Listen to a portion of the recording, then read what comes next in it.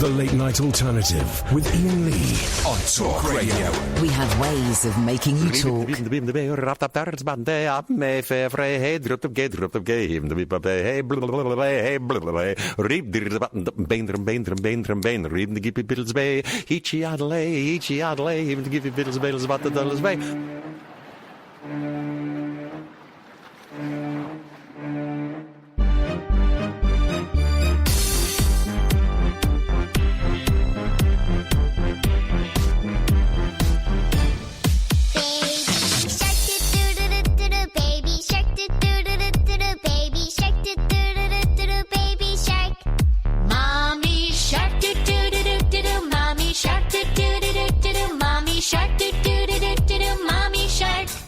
Daddy shark,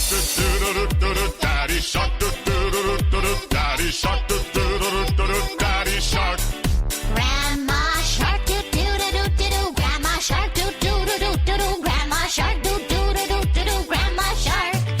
Grandpa shark, grandpa shark, grandpa shark, grandpa shark. Let's go hunt, let's go hunt, let's go hunt. Let's go hunt! Run away, run away, run away, run away! Safe at last, safe at last, safe at last, safe at last! It's the end, it's the end, it's the end, it's the end!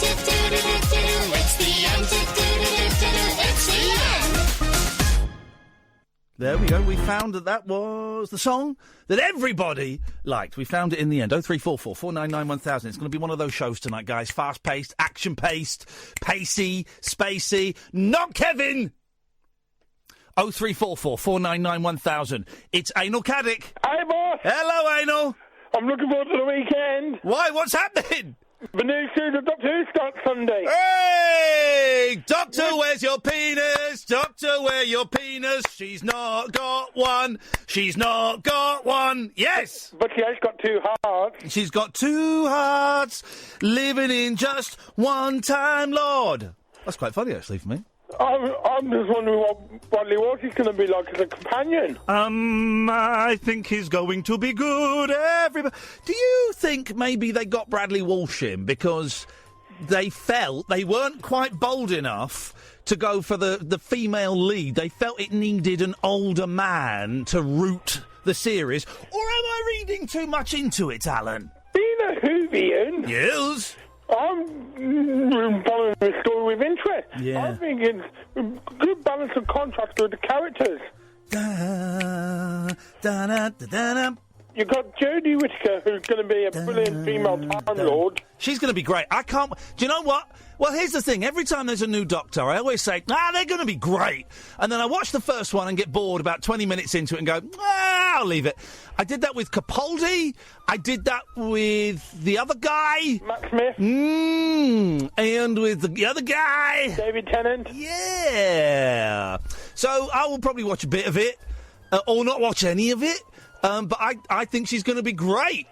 Well, there's one question which is on my mind. When are we going to get a black female James Bond in a wheelchair? No. Where's the TARDIS? Sorry? Where's the TARDIS? Is it, When Peter regenerated into Jodie, he flew up... Okay, Alan, you're boring me now. 0344 499 1000. It's going to be a fast show tonight, guys, so get those phone calls in to make it pacey. At 11, we're going to talk to the producer of the New Zealand TV show where fat kids eat shit. As I said, it's a true programme, Pete. It sounds like I've made it up. It's actually happening, and we're speaking to the producer at 11. Nice. Evening, Pete. How you doing, mate? I'm doing very, very well. Saw really good film tonight. Oh, yeah, what is that? Black Klansman. Were they in wheelchairs? They were not in I don't think anybody was in a wheelchair, no.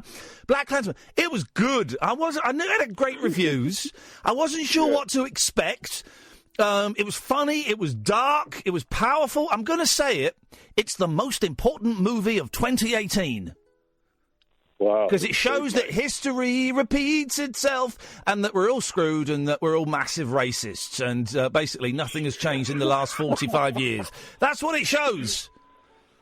That sounds like a good watch, mate. It was honestly, it was a brilliant, brilliant film. It was a really, really good film. Oh, cool. What have you got for us tonight, Pete? So I was going across all my podcasts and looking for a new podcast to find, and I came across something that Chris Jericho. You remember the old wrestler, Chris Jericho? I don't really know wrestling. I feel I've missed out. Do you mean like American wrestling, not Saturday afternoon ITV wrestling? Yeah. Yeah, I missed out. I missed out on wrestling, and that's to my great regret and great shame. I laughed at it at the time, and now I'm thinking, I wish I watched wrestling in the 80s when it was classic. Okay, well, this is back in the Hulk Hogan time era. Yeah. And Chris Jericho was one of the bad boys in that situation. Yes, anyway, he runs a podcast now, and he interviewed some people. He interviews a lot of people, and he came across this one interview that somehow popped up on my list about flat Earth. Oh. Have you ever had a conversation with anyone about the flat Earth? Yes, I have. I've had several conversations with flat earthers. I love them. I think they're the world's biggest idiots. There are flat earthers all around the globe. And I saw someone had a go at Kathy Burke on Twitter yesterday because she told someone to F off. And this guy went, Kathy, would you use that language in the street? And she went, yes, I would. Now, F off. But I clicked on his bio. I often click on people's bios if they say something interesting or their picture looks interesting. And he was a flat earther. Those people are insane. Or are we the insane ones, Pete? Well, the thing is, I thought I was insane, and I think I still might be, but listening to their ideas of why it's a flat Earth, it kind of can blow your mind. Oh, it's a fun argument to have. It's a really fun argument because, especially on an airplane, and the globe's spinning one way, and you flying another way. Shouldn't you be there a lot quicker than you should be? Well, here's the thing: you do get there quicker. You fly. It still takes 11, 12 hours to fly to LA, and it takes the same amount of time to fly back. I haven't been to LA for a long time, but it takes about 8 hours to fly to New York. It takes about 6.5 hours to fly back. Yeah. Yeah. No. Yes. I've been to New York many a times. It's never taken more than 6.5 hours to get there. Where are you flying from? Are you flying from Durban? From Johannesburg? Where are you flying from, man? I'm talking about London. No, I'm flying from Heathrow, mate. Heathrow. You're insane. It's about 7.5 to 8 hours to get there. I've flown there twice this year. Sam, my boy, who's operating the phones tonight, and God bless him, Sam flew there, and he was nodding when I gave those statistics, man. Nah, it's never taken more than 6.5 hours to fly. Well, you're flying in Concorde, or you're tripping on LSD. You're flying there on your mind? No, but seriously, this flat Earth thing is such a cool thing to listen to. It's easy. It is great. I still think they're crazy. I can have good fun arguing that the Earth is flat. I can have really good fun doing it because you can put forward a fairly convincing argument. I say fairly convincing because obviously the Earth isn't flat, but you can put forward. I mean, what's because there are different theories as to what are at the edges of the Earth. No, of course, no. That the flat earthers don't actually even know what that is, so they all accept that they actually don't know. But the fact that, do you believe that they went to the moon in 1969? Do I believe? Do you believe that a moon which is 93 million miles away? Yeah. That they went there in 1969 and lost all the telemetry data of that flight. The telemetry data, you say? Yeah, not many people actually knew that. And I actually didn't know that until I looked into it. Online, online, of course, you looked into it. No. Well, I've spoken to an astronaut. I've shared a coffee with a lady astronaut. You know what flat earthers call them? Actonauts. Hey, that's not bad. I quite fancy the look of that film about Neil Armstrong. Which one's that? I haven't seen it. I don't know. It's got not Ryan Reynolds, Ryan Paris. No, the other Ryan in it. Anyway, it's got some bloke in it and a woman in it, but they're just going to perpetuate the myth, Pete, that we went to the moon. They're going to keep on perpetuating the myth. Yeah, it's a weird one, man. It's a weird honestly, one. I'll check it out. But yeah, all right. Anyway, I just thought I would say hello. Pete, I got some bad news. The guy that produced the show about fat kids eating shit can't make it tonight. We're going to speak to him next week. I hope that's not too much of a disappointment for you, brother.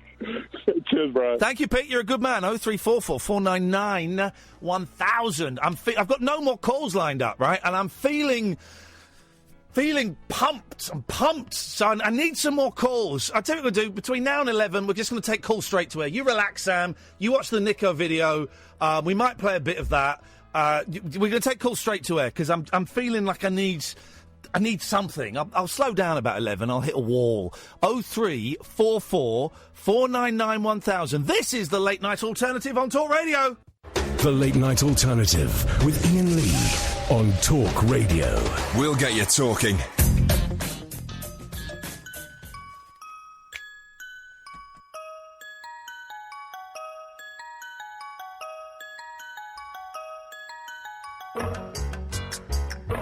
Let's do this. I'm feeling feisty. Catherine's out there fixing up a podcast for you guys.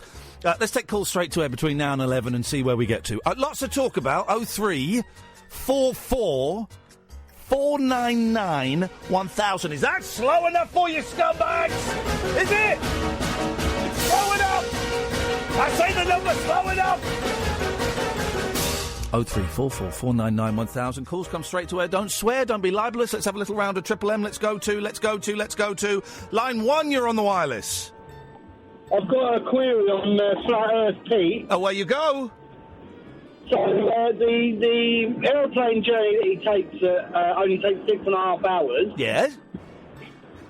Well, the moon that he's talking about being 93 million miles away, that is a bit of a mysterious quote, that one, because it's actually about 250,000 miles away. Thanks very much for your call, Science. That's Science. Line 2, you're on the wireless. Turn your radio off, you dimber! You're too slow. Let's go to line 3. 3, you're on the wireless. Hiya. Come on, let's keep it sparky. It's call straight to air. Here we go. Yes, Carol. It's Carol. Yes, I know. That's why I said your name. I'm sorry I talked at you yesterday. What? I was talking at you. Yes. Instead of to Got to you. learn to listen. And I know. I well wish done. I could. There we go. Well, clean your ears out with soap, and that will do it. Let's go to line 4. 4, you're on the wireless. Hello. Hello, line 4. You're on the air. Hello, can you hear me? Okay. Yes, I can. Let's keep it. Let's keep it snappy. Here we go. Right, I'm just driving to Bournemouth. I'm a nightclub DJ, first-time caller. I've been listening for a while. Congratulaziano. Your show is entertaining. It's fantastic. You do a great job. I just wanted to ring up and say that. Thank you very much indeed. Can you give me £10? Can I? I'll give you £10. I'll give you, if you give me... £10 of cocaine! That's what I'm after! Not cash! I want £10 of cocaine! I don't want cocaine, guys. I do, but I don't. Don't anybody take drugs ever. Line 1, you're on the wireless. Hum, bada bada, hum, bada bada, hey, bada bada, hey, bada bada. Hum, bada bada, hum, bada bada, hey, bada bada, hey, bada bada,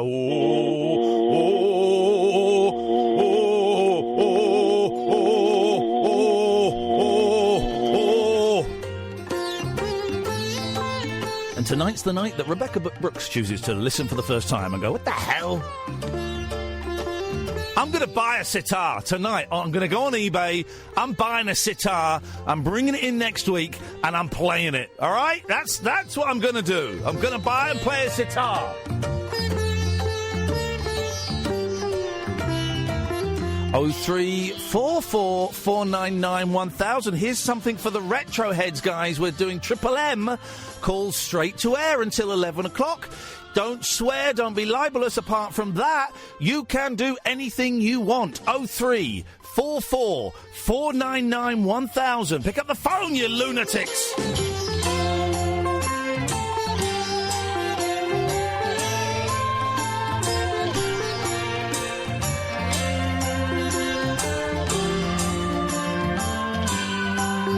Boydie's in the house. Well, this all seems very sedate. You've been good while Yeah! We're taking calls straight to air, but everybody has decided to stop ringing in. But now, Catherine, maybe you can tempt them. Tempt them in, Catherine. Offer them something. Tempt them. Come on, you know you want a phone. Oh, 0344 499 1000. Let's go to... here we go. Now we go. Let's go to line 7. 7, you're on the wireless. If you've got kids, give them a kiss, give them a smack. Hey, hey, hey, hey, hey, hey, hey. Don't forget to tell them what a fine baby you are. Reported! Reporting that. Will not be standing for that. 0344 499 1000. Come on, guys. You wanted it? You got it. Pick up the phone and give us a call. Let's go to line 3. 3, you're on the wireless. Hi there, it's Dean again. Can someone tell me why we're having gigantic spiders in the UK at the moment? Brexit. It's Brexit. Yeah, possibly. It is. Thanks very much for the call. It's Brexit.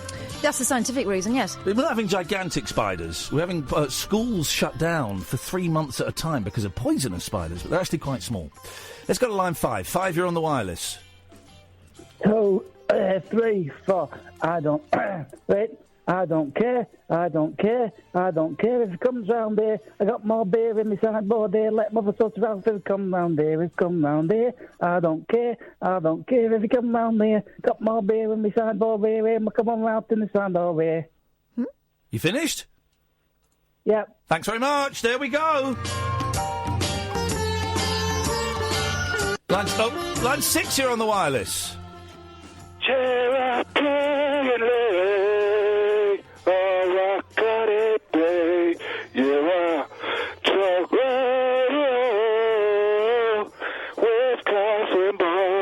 Thank you very much indeed. Thank you, yes. 0344 499 1000 is the telephone number. Line 1, you're on the wireless. Line 1.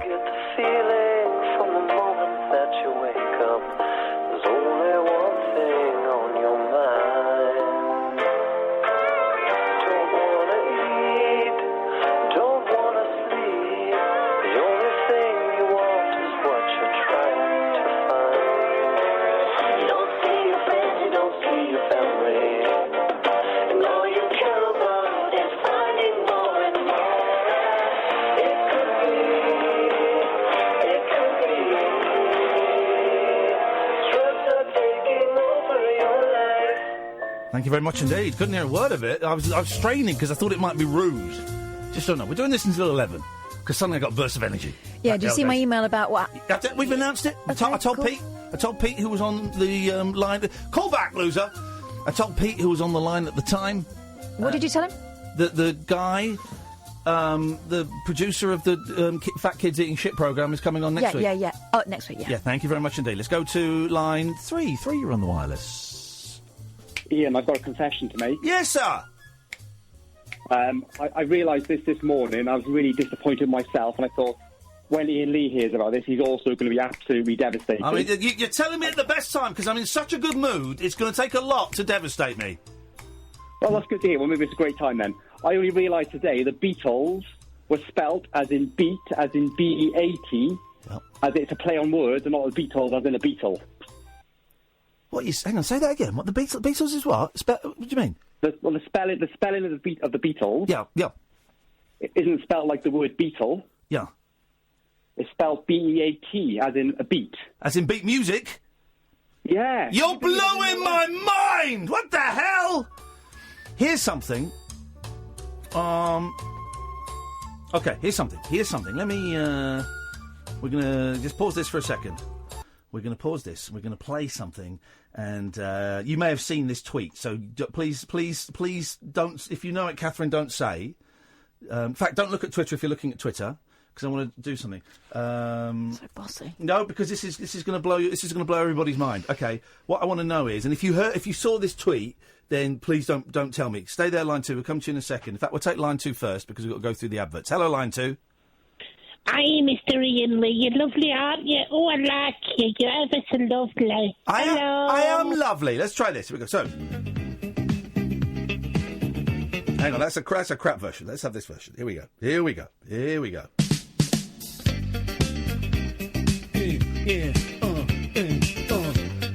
I want to know what they're singing. Did you see this tweet? No. Right. What are they singing? Here we go.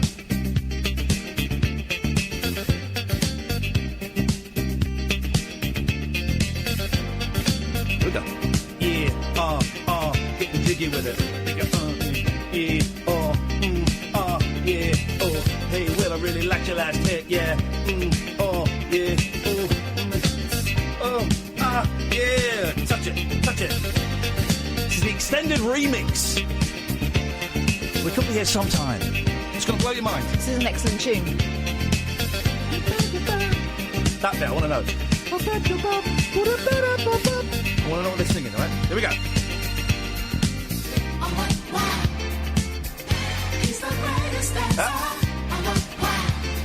What are they singing?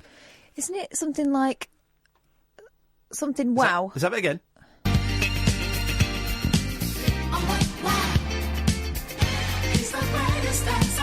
Right.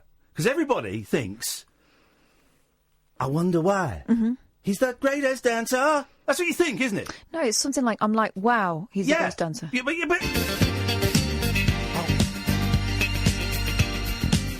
I wonder why. He's the greatest dancer. It's not. Jeff Lloyd retweeted Sarah Champion's tweet. It's, oh, what wow. Oh, what wow. He's the greatest dancer. Oh, what wow. Oh, what wow. He's the greatest dancer. Well, let's listen to it with that in our ears. He's the greatest dancer. Oh, what wow. Hang on a second. Let's get a build up. Here we go. Thank you, Sarah Champion, for this. It's to work, Sarah. Oh, what? Wow! Not a chance! Not a chance! Sarah Champion, I've not seen Sarah for ages. She got told off at Absolute Radio once for playing a song by Kiss, and then she got a little bit hessy because I was playing a song by Kiss, and I didn't get told off. Them's the breaks. Let's go to line 2. 2, you're on the wireless. Is it I Wonder Why? No! It isn't? No, it's what wow! Oh. I've always said I wonder why. Yeah. I think I'm 30. I'm 45. I've got 15 years on you, and I always thought it was I wonder why. It's not. It's oh, what, wow. Well, fantastic. Yes. I want to quickly get what I need to say in. Get it. You're going to cut me off. Yep. I checked that video out, the Niko video today. It's fantastic. You're a really good actor. You should... We haven't seen it yet because we went out to see Black Klansman, and when we came back I forgot it had been posted. We've seen the first 5 minutes of it, and we've not got to our bit yet, but we feel terribly, terribly guilty. For those who don't know, Niko Omilana, who came in, who went to the EDF and NDL and all that, he's been in a few times. The last time he came in, it was to do a prank on his mate that me and Catherine were involved in, where we promised this guy £25,000, and it was all a prank. There was no money. We hijacked the Virgin Studios. We're going to get in trouble for that. And the video has been in development hell because the guy, when it was revealed to him, did not take to the joke very well. He was furious. But Niko's put the video up. Get this, caller. It had 67,000 views in 3 hours. Wow. That's unbelievable. I mean, you introduced Niko. I've only seen that video so far. I haven't seen any of his back catalogue. So mate, go and watch the stuff. Go and watch the EDL stuff and watch the one where he's working. Is it Homebase he's working in, or Sainsbury's or something? Or he's the old... IKEA? IKEA. There's one where he's the old guy on a buggy as well. Yes. Go and enjoy the man. It's very, very funny. He's a genius. I'm going to say it. Let's go to line 5. 5, you're on the wireless. OK, thanks very much indeed. 0344 499 1000. Call straight to air until 11 o'clock, then we'll slow things down down a bit. If you want to get your calls in, call now. This is Talk Radio. Moonlit musings from mums, madams, and meat packers. Oh, never mind, I must have misheard. The Late Night Alternative with Iain Lee. The station's brilliant. On Talk Radio. 0344 499 1000. Triple M. Call straight to air. Nostalgia Fest. Till 1 o'clock. Shut the front door. Until 11 o'clock on the Late Night Alternative on Talk Radio. Good evening, line 4. You're on the wireless. Oh, hi, Ian. Hello, line 4. Keep it pacey. Keep it Kevin Pacey. No. Keep it pacey. Hello, Ian. I'm good, thank you. How are you? I don't care. What do you want? Oh, hi, Ian. Hello, line 4. Jesus. Yeah, sorry, Ian. I didn't realise I was on. I was expecting somebody to put me on there. Sorry about that. Have you been listening to Have you been listening to the show, or are you a free rider? Yeah. No, I haven't listened to the show. Absolutely. I just wanted to. Well, then you know it's called straight to air. Sorry, I didn't quite click about that. You didn't listen. You weren't listening to the show. You're what I'm now calling a free rider. You like those roller skaters that hangs onto the back of the cars so you can travel for free. Fast. Free rider. That entirely. Free rider. Free rider. What do you want, free rider? No, I didn't appreciate. I thought there'd still be a delay on the go, so don't worry about that. There'll be a delay on your life in a minute when I send you into hospital for 3 months. All right, that'll do. He's a free rider. Let's hear him out. You know I hate free riders. I know, but try and suck it up. I'm not sucking up a free rider. Yes, Sorry, yes. Kath, how's it going? Well, it's a bit tense, mate. Great show the other night with Jeff and Robin Ince and stuff. Great shows, excellent stuff. Yes. What was there? Was there a point to this suck up? I wanted to call because this flat Earth nonsense. What the hell? Sorry? I mean, really, this flat Earth. Yeah. Well, how do you know the Earth's round? Well, because I've seen it. Well, no, you haven't. Height. You haven't. I've seen it from a height. You've seen the curvature of the Earth. Well, yeah. No. Hang on a minute. All right, let's do this. When have you seen personally, with your own eyes, seen the curvature of the Earth? If you're talking about the total curvature of the Earth, then I'd have to say the Voyager picture, the pale blue dot. No. Sorry. No. I'm not talking about photographs that have been faked by NASA. I'm asking It's a great one. I love doing this. But I'm genuinely asking, when have you, with your own eyes, witnessed the actual curvature of the Earth, not in a mocked-up photograph? Well, obviously never. Thank you very much indeed. So you have no personal proof that the Earth is round. You are just listening to what the man says, to quote Paul McCartney. Well, no, there's a body of scientific evidence. No, there's not. Okay, give me one bit of Give me one bit of scientific evidence that supports that the Earth is round. The theory that the Earth is round. One bit. Well, you don't need theory. You've got facts, haven't you? No. No. You might have what you think are facts, but give me one bit of evidence that supports the theory that the Earth is round. Go on. One. Your GPS system that you rely on every day. Oh, jeez. How about that? Well, how does that show me the Earth is round? By the way, I now feel like James O'Brien asking Brexiteers to give them one reason, one impact that the EU has had on their lives. No, the GPS. I have a GPS. Doesn't show me that the Earth is round. Next.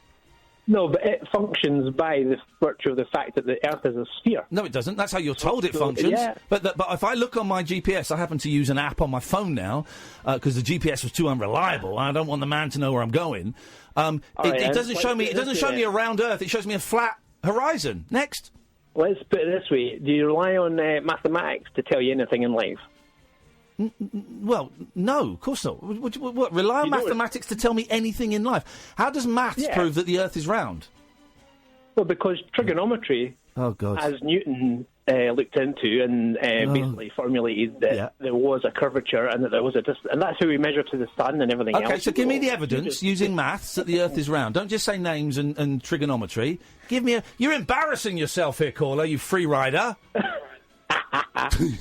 Well, you know and I know, and anybody with an ounce of intelligence knows that mathematics is a proven science. Well, but the maths doesn't prove that the Earth is round. Genuinely, it doesn't. No, it does. No, well, go on then. Tell me. Go tell me. The Greeks worked that out donkeys years ago. Well, give me the evidence. Stop talking history. I'm not a mathematician. I don't have the evidence. Sorry. I'm sorry. I thought when you The said that historical maths... record speaks for No, itself. I'm sorry. Sorry, I misunderstood. I thought when you said that maths proved the Earth is round, you'd actually looked at the figures. Instead, you just read in a book the sentence, maths proves that the Earth is round. OK, fine. That's all you got. You read a sentence in a book that told you something and you believed it like the sheeple you are, then that's fine. Go and enjoy your free ride. You're not getting one here. What an absolute pudding. Line 2, you're on the wireless. Hello? Hello, Ian. Yes? Can you hear me? Unfortunately, I can. What do you want? Can you hear this? Oh. Oh. Oh. Yeah, what do you think of that? I think you just shivered a beauty. Cheers. I love you, bye. Thanks very much. I love you too. Hello, caller, line 1.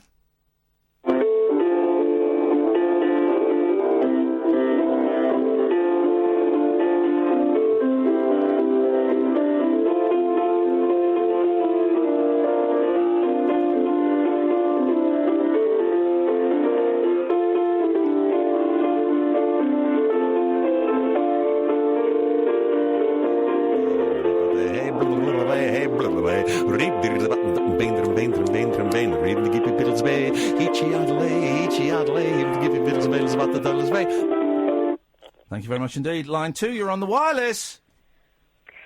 Hello, it's me again. OK, what do you want? Carol. Yes? I've got two. I've got a highbrow and a lowbrow. OK. My highbrow is that I watch the Select Committee government meetings on BBC Parliament, and there are less than 1 million people in the country that do that. Wow. And I am...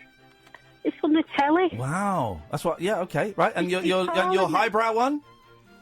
Yeah, that's my highbrow. Oh, right. But the other one? And the lowbrow Yes. is... if the Earth's flat... Yes?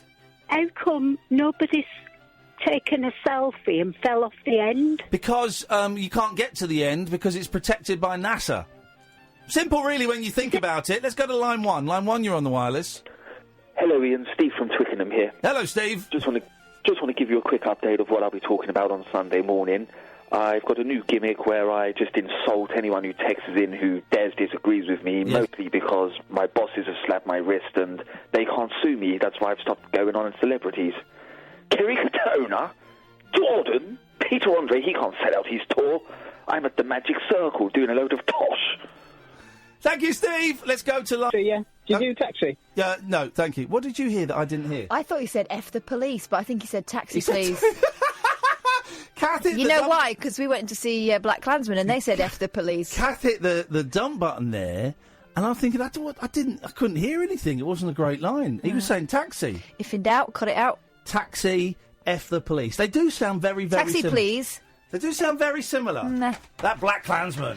What a film. What a film. What a film! Martin Kellner said he found it disappointing. Well, that's because Martin Kellner is a racist and he wanted the Klan to win. That's why he wanted the Klan to win. And he was disappointed that, in his view, the good guys got a kick in. Oh, in it though. And the black man won. It's furious. I enjoyed it. I thoroughly enjoyed it. Spike Lee's remembered how to make movies again, and that fills me with joy. I thought it was a great movie. If you want to challenge Martin Kellner on his views, he'll be on at 1 o'clock tonight. He's on tonight and tomorrow. Line 4, you're on the wireless. Hi, Ian. Yeah, you was talking about the fact that you want to know whether the Earth is round or not. Yes? What do you think the shots from the space station... What do you think of them? I mean, it shows the Earth in player. I think it shows that you can do a lot with computers these days, doesn't it? Are you actually serious? Are you saying that they're not real? Have you seen? There's a great movie. It's called Jurassic Park. You ever seen it? Yep. It's great, isn't it? Them dinosaurs. The dinosaurs look real, don't they? They pick up things. They eat things. They knock things over in the kitchen. They look real, don't they? Yeah, well, yeah. Can I let you into a little secret? They're not real. Yeah. They're not real. It's all done on a computer. It's all done on an Amiga by Hollywood. Just like those NASA pictures.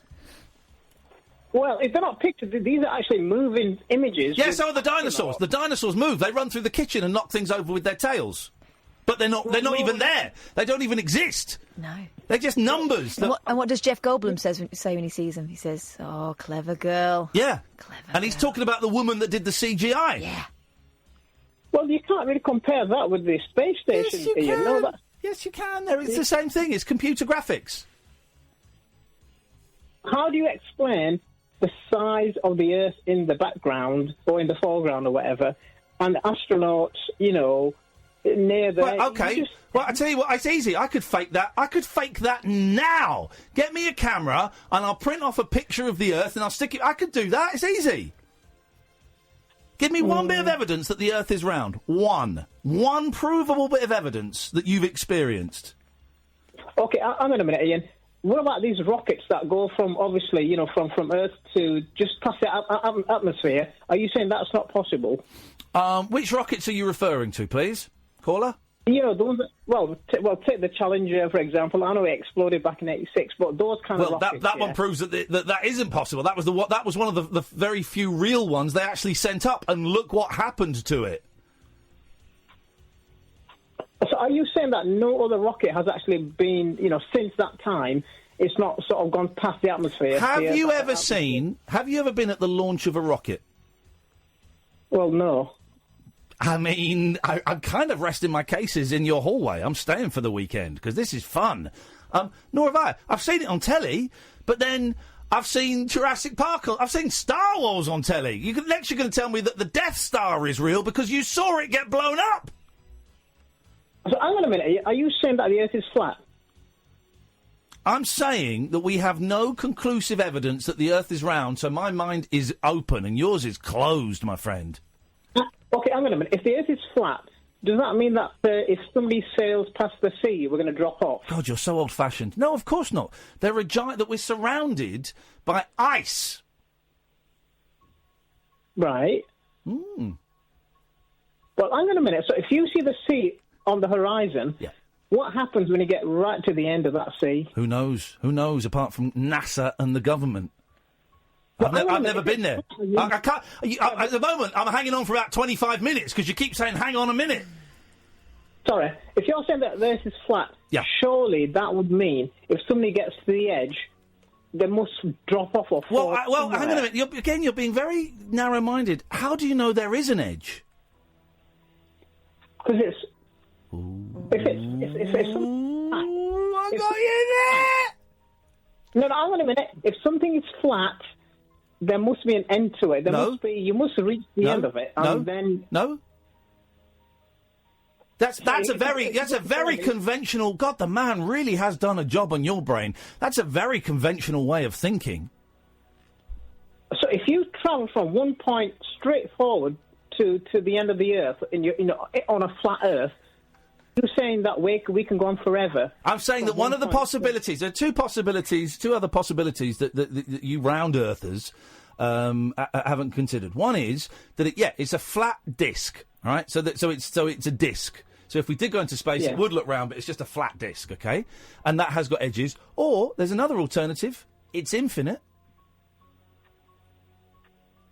Is the universe infinite? In your science, in your world, is the universe infinite?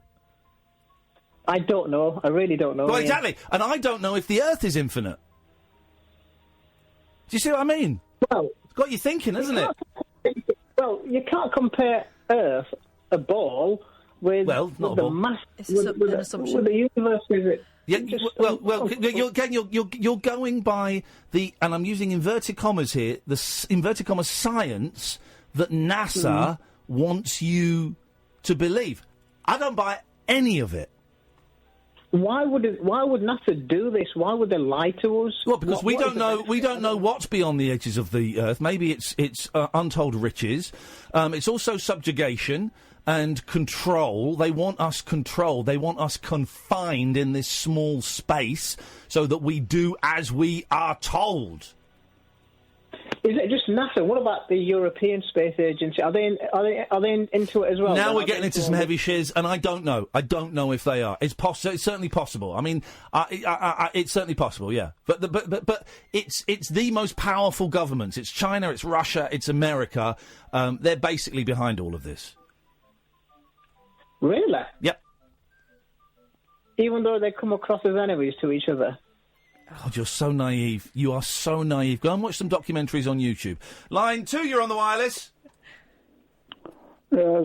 Would you like to revel in the last moments of your joy? Would I like to revel in the last moments of my joy?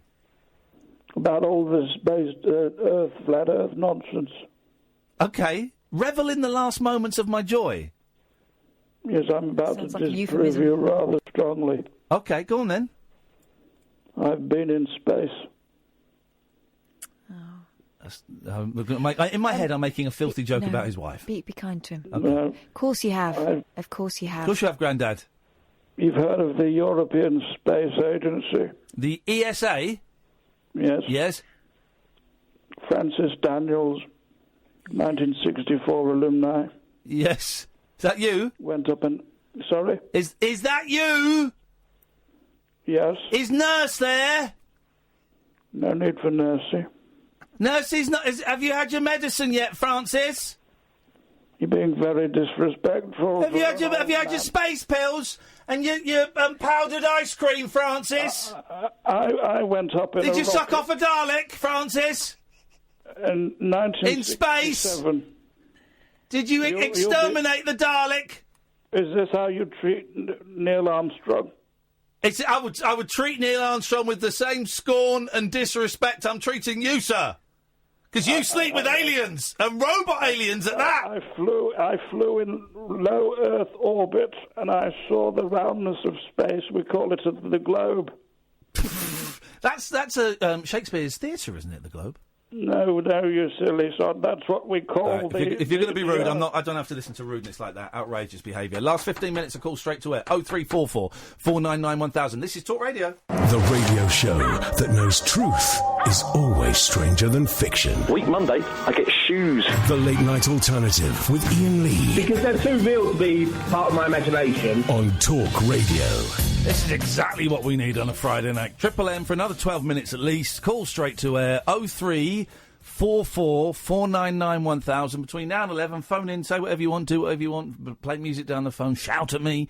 We seem to have got onto a flat earth kind of trip. We'll slow things down a bit after 11 o'clock, but I think we kind of need this release. 0344 499 1000. Don't swear, don't be libelous, because I've got a 7-second delay and I have a dump button. Let us go to line 2. 2, you're on the wireless. Why is LBC such a vile, disgusting radio station? I don't think it is. I disagree with the premise. The presenters, I mean, take Brian O'Brien. He makes me puke. Okay, give me another one that makes you puke. A guy called Majid Nawaz. Okay, give me another one that makes you puke. Farage. Okay. Well, I like one of those presenters a lot.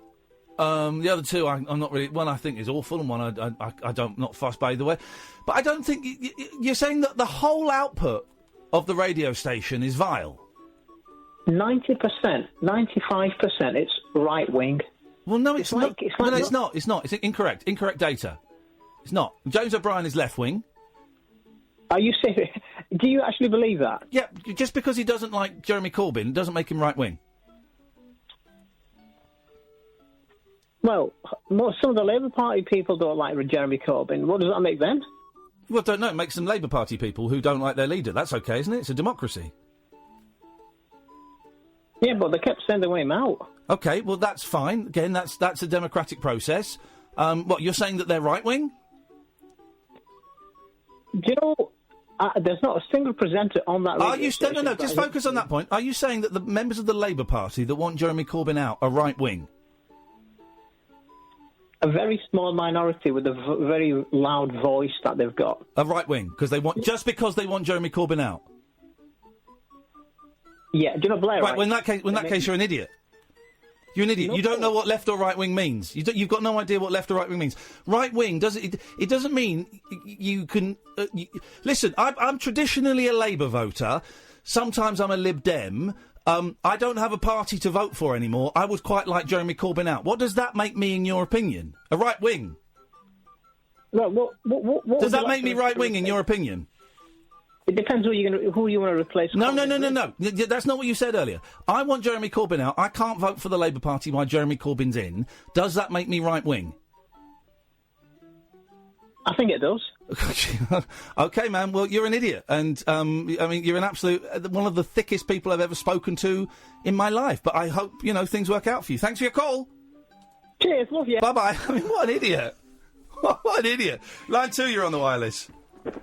Hello, Ian. Finley here. Finley Quay? I have a bit of a problem. Okay. I need to leave work, the office, but I've just come. Okay, thank you very much indeed. Well, if you've just arrived at work, probably stay and do the work you've got to do, do at and least then leave. 8 hours. Do the work you've got to do and then leave. That's what I'd say. But it can be, when you arrive at work, you just sometimes think, I want to go straight back home. Hello, line 2. Hi, Ian. Just wanted to pick up on this flat earth nonsense again, just for a second, if you're okay with that. I'm absolutely okay with that. I just wanted to say you've actually convinced me. I've just had a look, and my floor in my living room is actually totally flat. Thank you very much indeed. Put a spirit level on there. Put a spirit level on the floor, and there's your final piece of evidence. I've got it already. I did that already. I'm totally convinced. Thanks very much for your call. It's appreciated. Line 3, you're on the wireless. Oh, they've bottled it. 0344 499 1000 is the telephone number. Keep thinking about that guy who was sick a lot over radio. I'm wondering whether it's the radio that did it. Maybe he's caught a bug. Could be. Poor hand hygiene. Could be. That kind of thinks that 90% of LBC is right wing. They have some extreme right wingers. Also, why are you phoning us up? Phone up LBC and complain, or just don't listen to it anymore. I think he thought he would find a kindred spirit here. No, not in the slightest. Not with me. I was an idiot. If you want Jeremy Corbyn out, that instantly makes you right wing. That's insane. Hello, line 4. 4, you're on the wireless. Steve here again. I just heard that caller. I noticed he didn't call me vile because everyone loves me, and there's a prize that's unique to me where you can come and do some flower arranging. Thank you very much indeed. Let's go to line 5. 5, you're on the wireless. Oh my God, hello. Hello, you're on the air. Speak a bit louder. Oh, sorry, can you hear me now? I can hear you now. Who is this and what have you got for us tonight, please? Ian, it's Amy.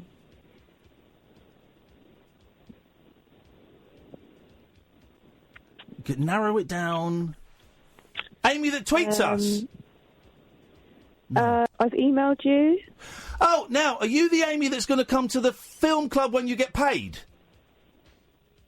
Hopefully. Yeah, we go. OK, she's going to come to the picture show. Or maybe she'll win the tickets, because we've done a little retweet, win a free pair of tickets. How nice to call. You've not called before, have you? No, I've always sent in my emails to you. Amy tweets and Amy sends very supportive emails and digs the show and listens to the show. Amy, where did you went away recently, didn't you? Where did you go?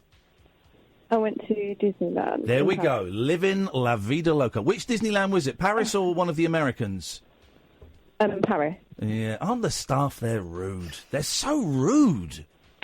Yeah, the French were bizarrely really rude. All of this, it's weird. All of, obviously the Mickey Mouses are polite because they don't speak. They don't speak. But you go into, the bars and restaurants and, can I get a pizza? And they won't even look at you and they say, get pizza. Wow. It's the weirdest thing. Have you ever been to Euro Disney? No, I haven't. It's great. The kids loved it. But, yeah, it was a weird vibe there. It was in America, I imagine it's all, yes, sir, would you like a pizza, sir? I remember the run-up to getting Euro Disney, and the French were very determined to get it, but then also very delighted to make it not... Make it miserable. Yeah. There is a Disney in Japan as well. I've not been to the one. I don't know. Well, Amy, we're running out of time on the straight-to-air section of the show. What would you like to say? It's nice to hear your voice at last. Yeah, I just wanted to call. Obviously, you know that it's something that I was always a little bit nervous to do, but I just wanted to... Okay. How does it... And I know a lot of people... This is great, because a lot of people are nervous. A lot of younger people, particularly, are nervous about phoning up, because we've got the anal caddicts, we've got all of these characters that phone up, and they're a bit worried about phoning. So now you've phoned up, you've broken your duck. How does it feel? Do you think you're going to be able to phone in again? Hopefully. I mean, obviously it's been so lovely to speak to you and Catherine, and obviously, hopefully I can come along to one of your events. That would be wicked. You'd be very, very welcome at some of our events, Amy. It's nice to finally hear your voice. Oh, thank you. I'm going to do what I have to do to everyone now. I'm going to cut you off. Okay, there we go, sure. Line 3, that was nice, because she's been emailing me saying, I'm really nervous and I want to call up, and it's like, well, you know, whenever you want to call up, and she did it. Well done, Amy, thank you. We like calls like that. Hello, line 1! No, you're too noisy. Line 4! Hello. Rimming. I'd like to talk about rimming. OK, well, go and talk to your mum about it. I believe she loves it. 0344, phone up a radio show and talk about that, you absolute deviant. 0344 499 1000. We've got 1 minute and 20 seconds left to call straight to air, then we're going to slow things down a little bit. Line 2, you're on the wireless. Yeah, if the Earth was round, wouldn't all the water just fall off into space? Ladies and gentlemen, thank you very much indeed. We've got professors listening. Finally a scientist. We've got professors listening to the show. That was a genius call, wasn't it? Coming up in the show, I want to talk about... It sounds like a funny story. It's not. Cannibals. Actual cannibal story. A woman who was travelling on an aeroplane. It's a different story. Travelling on an aeroplane with a little toddler, baby, and got the potty out and put it in the aisle. What? Yeah, we go. That's coming up. Your passwords aren't good enough. And I did this corporate gig today with the asbestos people, and it went really well. They were all absolutely lovely, but the guy that organised it and booked me is a guy called Steve. Hello, Steve, and hello, Ellie, your daughter. Big fans of the show. And he said, Ian, I love the show, but I think you've got to be nicer to Paul from Stoke Poges. Oh, come off it. So, I'm going to try it. If Paul phones in tonight, I'm going to be really nice to Paul from Stoke Poges. I'm doing it. I'm listening to the people. That's the end of Call Straight to Air. If you call up now, you speak to Sam, he'll give you a call back. 0344 499 1000. This is Talk Radio. The Late Night Alternative with Iain Lee on Talk Radio. We have ways of making you talk.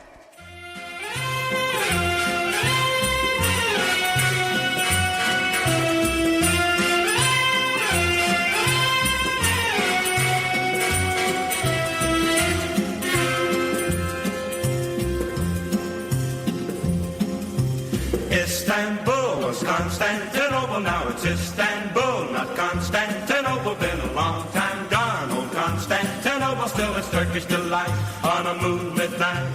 Every gal in Constantinople lives in Istanbul, not Constantinople. So if you've a date in Constantinople, she'll be waiting in Istanbul. Even old New York was once New Amsterdam. Why they changed it, I can't say. People just liked it better that way. Take me back to Constantinople. No, you can't go back to Constantinople. Now it's Istanbul, not Constantinople. Why did Constantinople get the works? That's nobody's business but the Turks.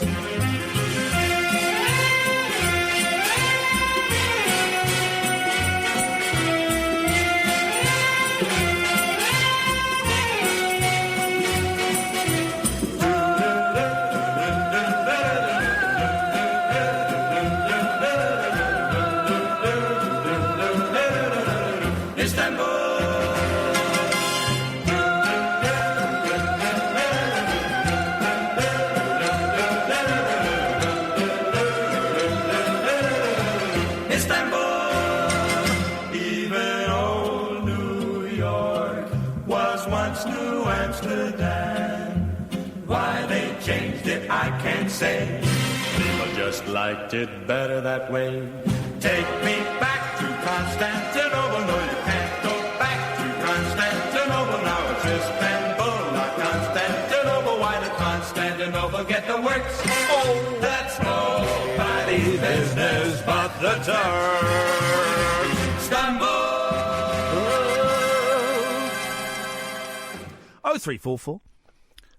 Slow things down a bit now. I'm too old today. I used to do 3 hours of that. I'm too old to do 3 hours of that now. I do an hour of it now. I need to lie down.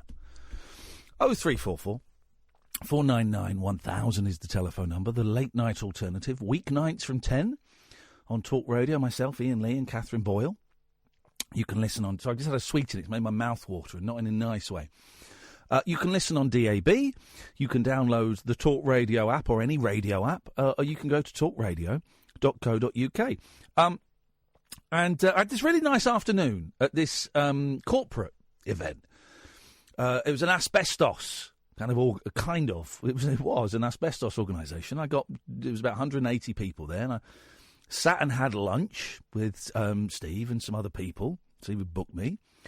Really nice lunch, actually. Nice bit of beef. Lovely bit of beef. And was chatting, and there were a couple of people on the table who knew me and knew the show, and big fans of the show. But most people hadn't heard of the show. They'd seen me in the jungle, obvs, but they hadn't heard of the show. And they were saying, well, what is the show like? Do you talk about the news? I said, well, not really. I mean, we'll talk about silly news stories. Stay there, Gareth. I'll come to you in a second. 0344 499 1000. I said, we'll talk about silly news stories, but we would tend not to do the big ones like Brexit and stuff. They went, okay. Talk radio, is that like Talk Sport? Do you talk about sport? I said, no, we're in the same building as the sports people. Lots of the people at my table listened to Talk Sport, and they were slagging off a lot of the presenters, which is great. Darren Gough isn't very popular with asbestos people. Oh, dear. I said, no, we don't talk about sport. I said, people can phone up about sport, but it's like a foreign language to me, and I get bored quite quickly with it. So what do people phone in about? And I went, well, last night we spent the entire night trying to find the one song that everybody likes, and people can phone in about absolutely anything they want. So I think we might have a few new listeners tonight. We may have lost them already, for the first hour, because that was a bit... But what's that doing all day? Because they won't be listening now, they'll be in bed. Or will they? Keep talking. You could see I was going for That was a real chug. I thought you were going to have a sip. I was thirsty. As soon as the water hit my lips, you stopped talking. I was waiting for a response. I think they might. Let's just say, if you need some asbestos removed, I would wait a couple of days. Yeah.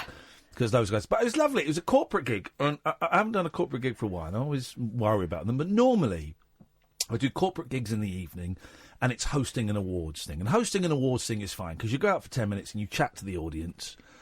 And then you go, right, OK, we're going to do the awards. First award is Best Shopfront Display. I've actually done that. Wow.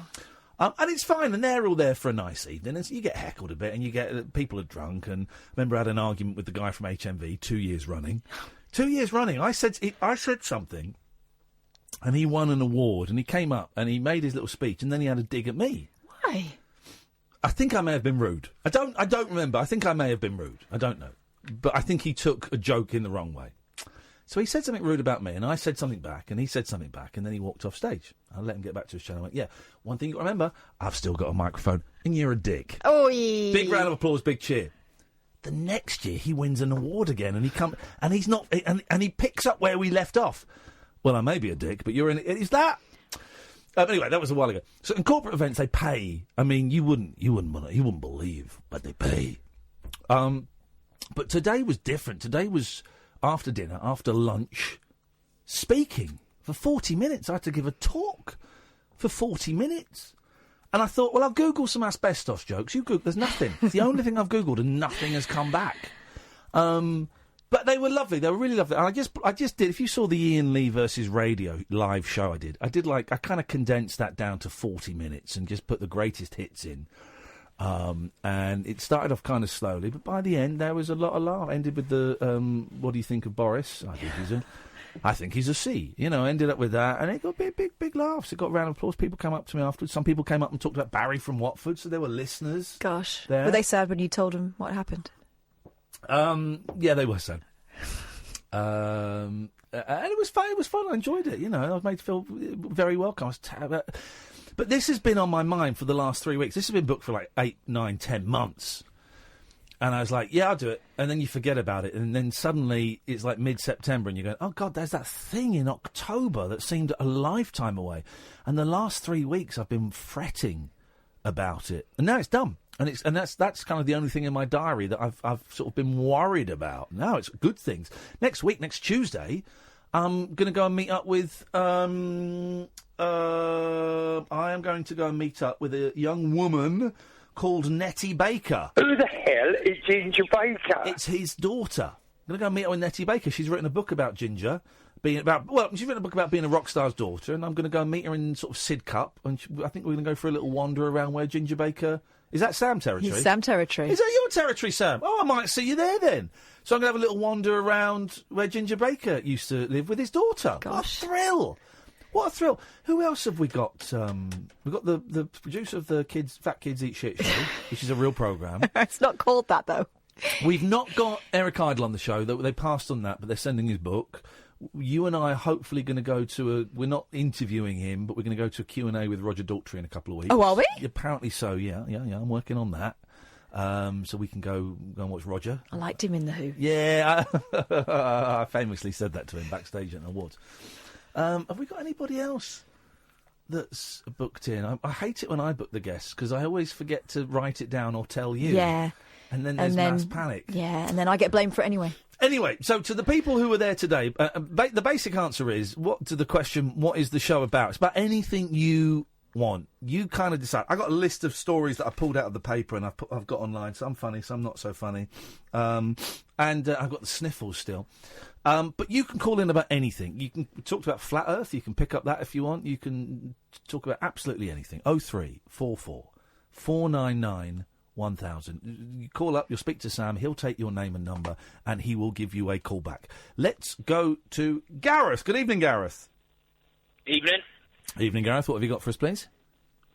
How come you knew I was in Istanbul earlier in the week? I can just tell very, very well where people are from. It's a vibe. I get a vibe. I'm a psychic. It's not. I wouldn't say psychic, but I'm like a vibist. I can read the vibes.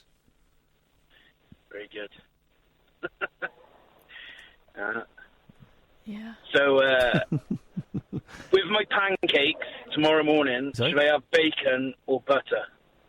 Well, can you not have Jif lemon and sugar? What's this? What? No, what's it? I do not buy it. Even when I go to America, I refuse to have pancakes with bacon. I like the bacon over there, the crispy bacon that snaps. I like that.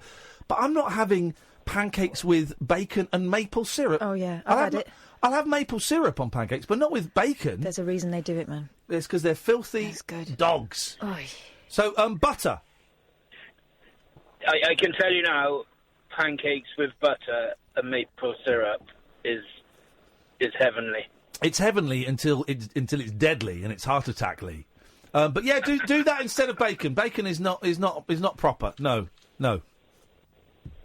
What, our bacon or American street Oh, who cares about bacon on your flipping pancakes? I don't care, Gareth. I couldn't care less. For God's sakes, Well, I've okay. given this more time than it deserves. Say something interesting quickly, or you're gone. Full fat. Too slow. I mean, we did say earlier in the week that we were going to back off from giving people life advice, and yet here he comes with his bacon or full-fat milk. Make a decision for yourself. You're an adult. Should we do and this is a horrible story on so many levels. Should Is we this the cannibal story? It's a bit more than that, actually. I've just read the... I just read the 11th word in the headline. I didn't realise it was this. But OK, let's do it. Get it out of the way. Girl, 12. Oh, no. Made to eat a human by her cannibal paedophile boyfriend. Cannibal paedophile boyfriend. CPB. The old CPBs. Guys, you got daughters. If you got daughters at home, warn them about the cannibal paedophile boyfriends. So when you go on Twitter and there's a message on there on the bio and it says, I'm the one your mother warned you about, no. That's what we're talking about, is it? The C, the B, and indeed... No, the C, the P, the B. Girl, 12, made to eat a human by her cannibal paedophile boyfriend. Does that mean he ate paedophiles? No. 22. Says she fried a heart and found it too sweet.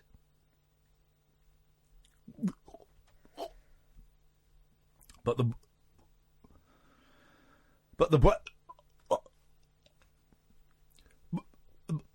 the brains were much more tasty. A schoolgirl at the centre, and this is horrific, right? This is seriously, this is a horrible story, but it's going to make a great movie. A schoolgirl at the centre of an horrific paedophile cannibal murder in Russia. Oh. Come on, Putin. It's time for you to Novichok it in. not bad. Told detectives she used a frying pan, what else is she going to use, to cook and eat the heart of the man she allegedly killed along with her 22-year-old boyfriend. The 12-year-old, identified only as Valeria, reportedly told investigators the victim's heart was too sweet, but his brains turned out to be much more tasty. Valeria had run away from home with Arkady Zverev, 22, and has admitted to taking part in the murder and dismembering of their landlord, Alexander Popovich, 21, say police. She was detained alongside Zverev, who's admitted killing Popovich and confessed to a sexual relationship with the underage girl. Then she... missed a bit. They've missed a bit of the story. Oh, the 12-year-old child told officers she had stabbed the man in whose flat they were lodging after he went to bed. Then she opened his abdomen with a knife. Oh, my God. Because she always wanted to see what was inside there. I mean, there is Google.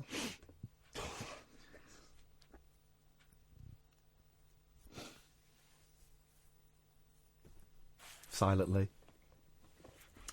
Next, she says, she cut the meat out of his chest. Oh, God.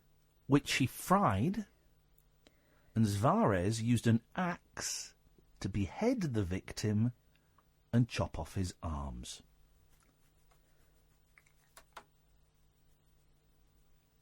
This next sentence is going to... She put his severed head in the microwave oven in the ground floor flat. Well, it's going to explode, isn't it?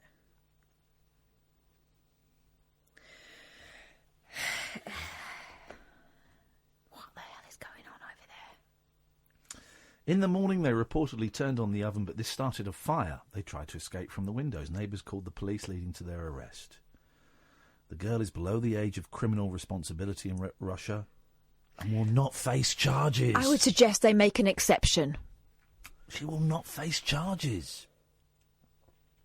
Zverev is to be charged with murder and dismembering a corpse, as well as crimes related to sex with an underage girl. She is below 14. She is being interrogated as an underage witness and placed into the special detention centre for children.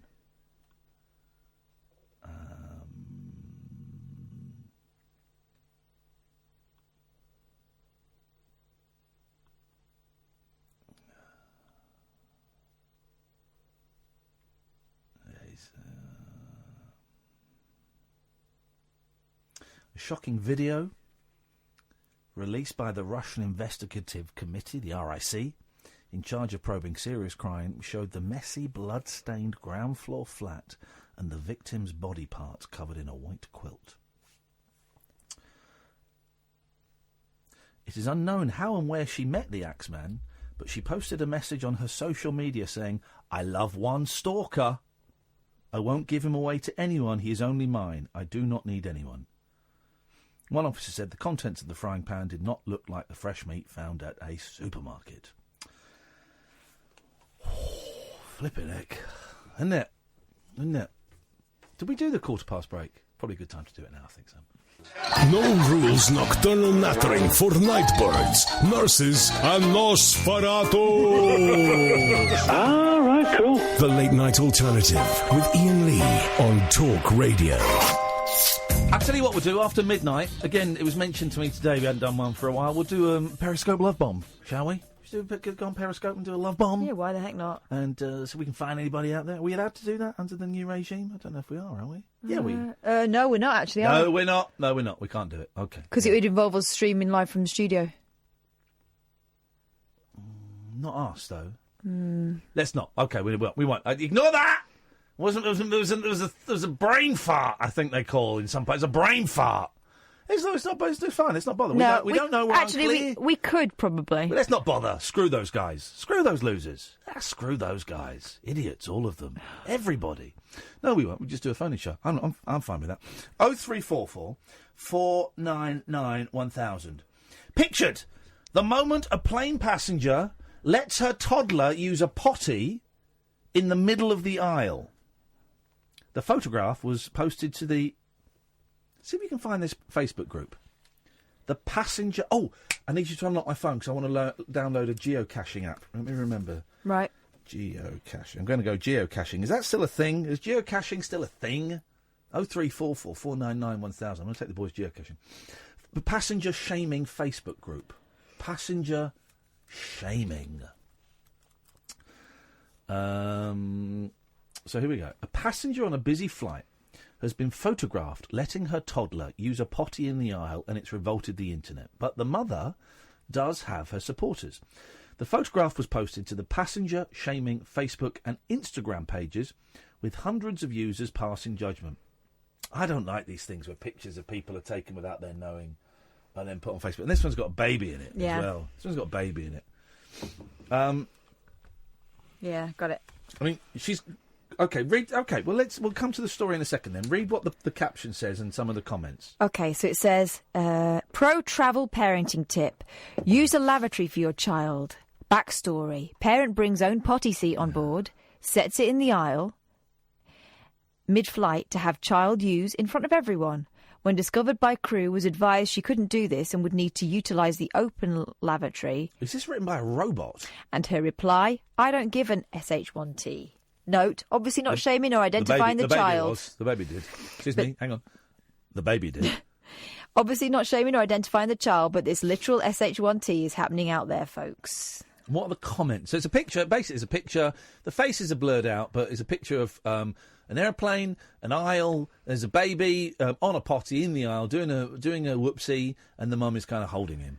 Well, what is it about flying that turns people into complete savages? Yeah. Double question mark. Yeah. Remember when flying was a big thing and you dressed up for it? What happened to that? Yeah, that was 60 years ago. Double question mark.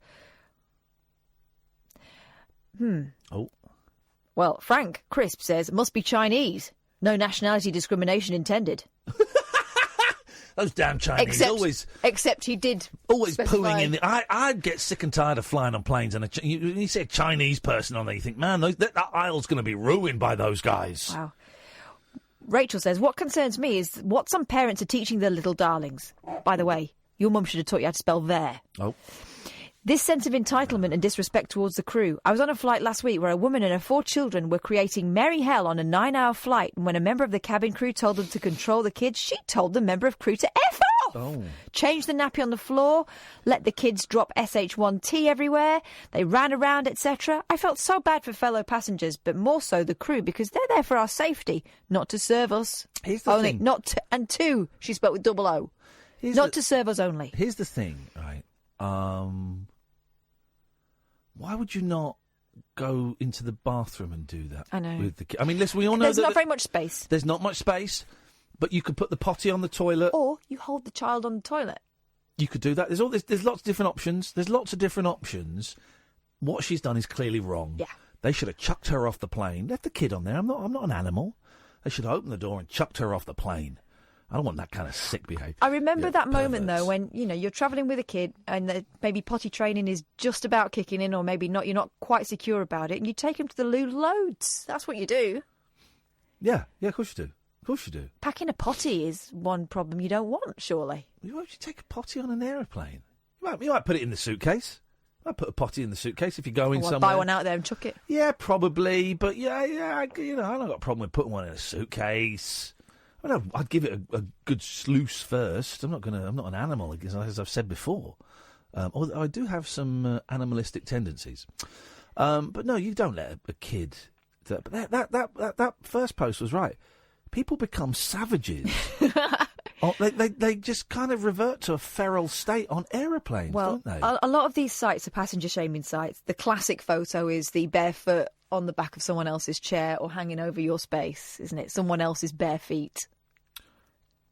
Is that bad? I take my shoes off. I keep my socks on. You don't dangle your feet through the crack in the armrest between the seats in front of you, do you? Because some people do. The amount of arguments I've had on aeroplanes about the armrest, just to the point where I'm thinking maybe I'm a dick. Because it's like every flight I get in an argument about the armrest, and I just The armrest is a big thing for you. When you get into that many arguments, here's something I've learned as I've got older. When you get into 0344 499 1000, by the way, switchboard's empty, which is fine because we've got loads of stuff to talk about. But when what is that? That's the feet between the seats thing. I'd No. Flick it, spit on it. Here's the thing: when you are repeatedly involved in a certain type of behaviour that you come away angry from, you got to think after a while: is it me? Because I don't know anyone else that gets into arguments. I don't know anyone else that's had one argument or two arguments about the arm space, the armrest on an airplane. I can think of 15 arguments I've had, some of which have got vaguely physical. Right. And then when I came back from New York with the boys, I got into like an extended kind of battle with a guy who was telling me off and having a go at me, and I was thinking, and then he had his arm over when my boy was sat there, and I went, excuse me, could you give my boy some... Constantly. One guy, I had to pretend I was asleep and lock my arm on the armrest because he was trying to take it. Well, he had an armrest. I didn't have the armrest on the left, so I thought I'm having the armrest on the right. The armrest on the left, so I'm going to take it. He had an armrest by the window. So I'm thinking, right, well, all I wanted was half of the armrest. So I got my arm strategically placed, it was halfway there, hit the other half. But then he was trying to push me off. He's trying to push me off. He's trying to push me off. And I'm pretending to be asleep and I've locked my arm and he's trying to push me off. In the end, he tried to push me so hard that he spilt his coffee all down his trousers. And I woke up and went, oh, okay. And I let him have the armrest. Yes, man. Oh, so he won? No. He got wet coffee cock. But he got the armrest, though. I gave it to him. Yeah. I gave it to him. So he won? No, shut up. He didn't win. You let him win? No. He was a cuck. I cuckolded him. Well, I don't think... I cuckolded him. That word means what you think I it does. cuckolded him, and I humiliated him on the aeroplane, and I thought, yeah, I'm the bigger man here. You have the armrest, buddy. You have the armrest. I'm fine with that. Old wet wang. I'm fine. I think that was his name. He's a Chinese fella, yeah. Old wet wang. And saw his passport. And so I just crossed my arms. Why didn't you do that in the first place? Oh, no. Because it was my armrest. But you let him have it, though. Gave it to him. It was mine to give. It was not his to take. And that, my friends, is life. We're really lucky you don't just, pee in all four corners of the airplane. I'm not... Just to mark it out. Why would I do that? It's my space. What's a stupid thing to say? Well, because you were very territorial, it transpires. What's a ridiculous... It's not that ridiculous. Old fights over armrest, man. Absolutely. And by the way, I take my time in the loo as well. If I know there's people outside waiting, I'm not sorry. I'm sorry. I've paid £600 for this. I'm not rushing. I'll take my time, and I'll wash my hands, wash my face, check yourself out. Check myself out. I'm not rushing. Sorry. You want to wait? Well, you got to wait. You got to wait. Wow. Yeah. Here we go. Sorry? It's that communal spirit there. We're all in this together. 0344 499 1000. This is the late night alternative with me, Iain Lee, I'm right, and Catherine Boyle, who's always wrong. Stimulating nightly emissions guaranteed to open your eyes and your mind. Oh, my word. The late night alternative with Iain Lee on Talk Radio. Promise me you'll wait for me, and I will be there, all that one for you. Wow. And I will be home soon. You're doing it wrong. You've got to gasp for breath in between each line. That's what she did. I'm not doing anything. Promise me you'll wait for me. I like that album. That's a good album. I had that on a single. I had it on cassette album, a cassette album. Mm-hmm. And I won tickets to go and see her. I won tickets from... That's right, Tampax. I went and saw her. Oh, they were not for you. I went and saw her. You had no business going for those tickets. Sat me and my mates. I liked her, and I got some free tickets for Tampax. And me and my mates just sat with all these women in the Tampax section. What did you have to do with the boxes of Tampax you bought? Dipped them in vodka. Oh, no, stop it. And inserted them where the sun don't shine. Anyway, Beverley Craven is not very well. Oh, no. No, she's not very well. And I genuinely like Beverley We've Craven. spoken to her before. She's lovely. Have we? I don't think I have. Yeah, I think you have. Mm-hmm. Let's get her on the show when she's better. Because I'd forgotten that I like Beverley Craven. If I'm honest, I'd completely forgotten. There's that song, and there's another great song on that album. Promise Me was the bigger hit, but there was another song. Woman to Woman. I wasn't so keen on that one. The Tampax crowd loved it. Of course they did. Um, You should have been elsewhere, not in the Tampax crowd. Beverley Craven, promise me you'll day for me, and I will be there all that way for you. I think you were paying attention. I don't know what to do. Yeah. What was the other song? What was the song on there? Hang on, Beverley Craven. The track listing. This is a great song. This is a great song. This is a great song. You'll know this song. This is one of the lost classics of all time. This is a great song. This is great. Here we go. I'm losing control of my emotions. You got this hold on my heart. I've never known. Just play me the beginning bit again. She starts off with the breath, are you? I'm losing control. That's with the Ten Lady crowd. Come on. Hang on. Listen to the chorus. I can find You know this song? the words. Is this love? Tell me I found you. Is this love? Say that you'll always keep holding on. Keep holding on. Your love's got a hold on me. Oh, holding on. Keep holding on.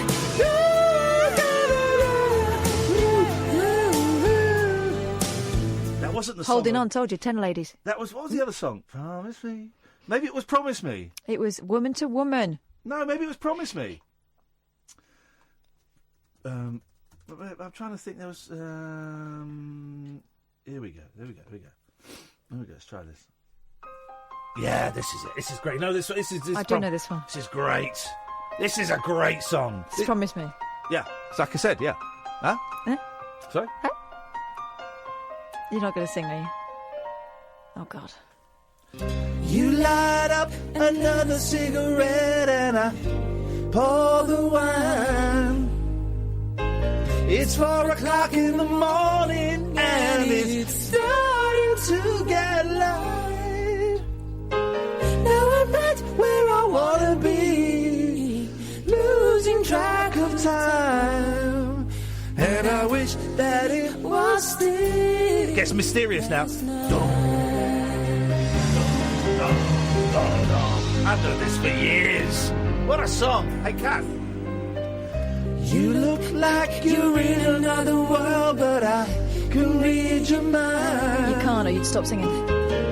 How can you be so far away, lying by my side?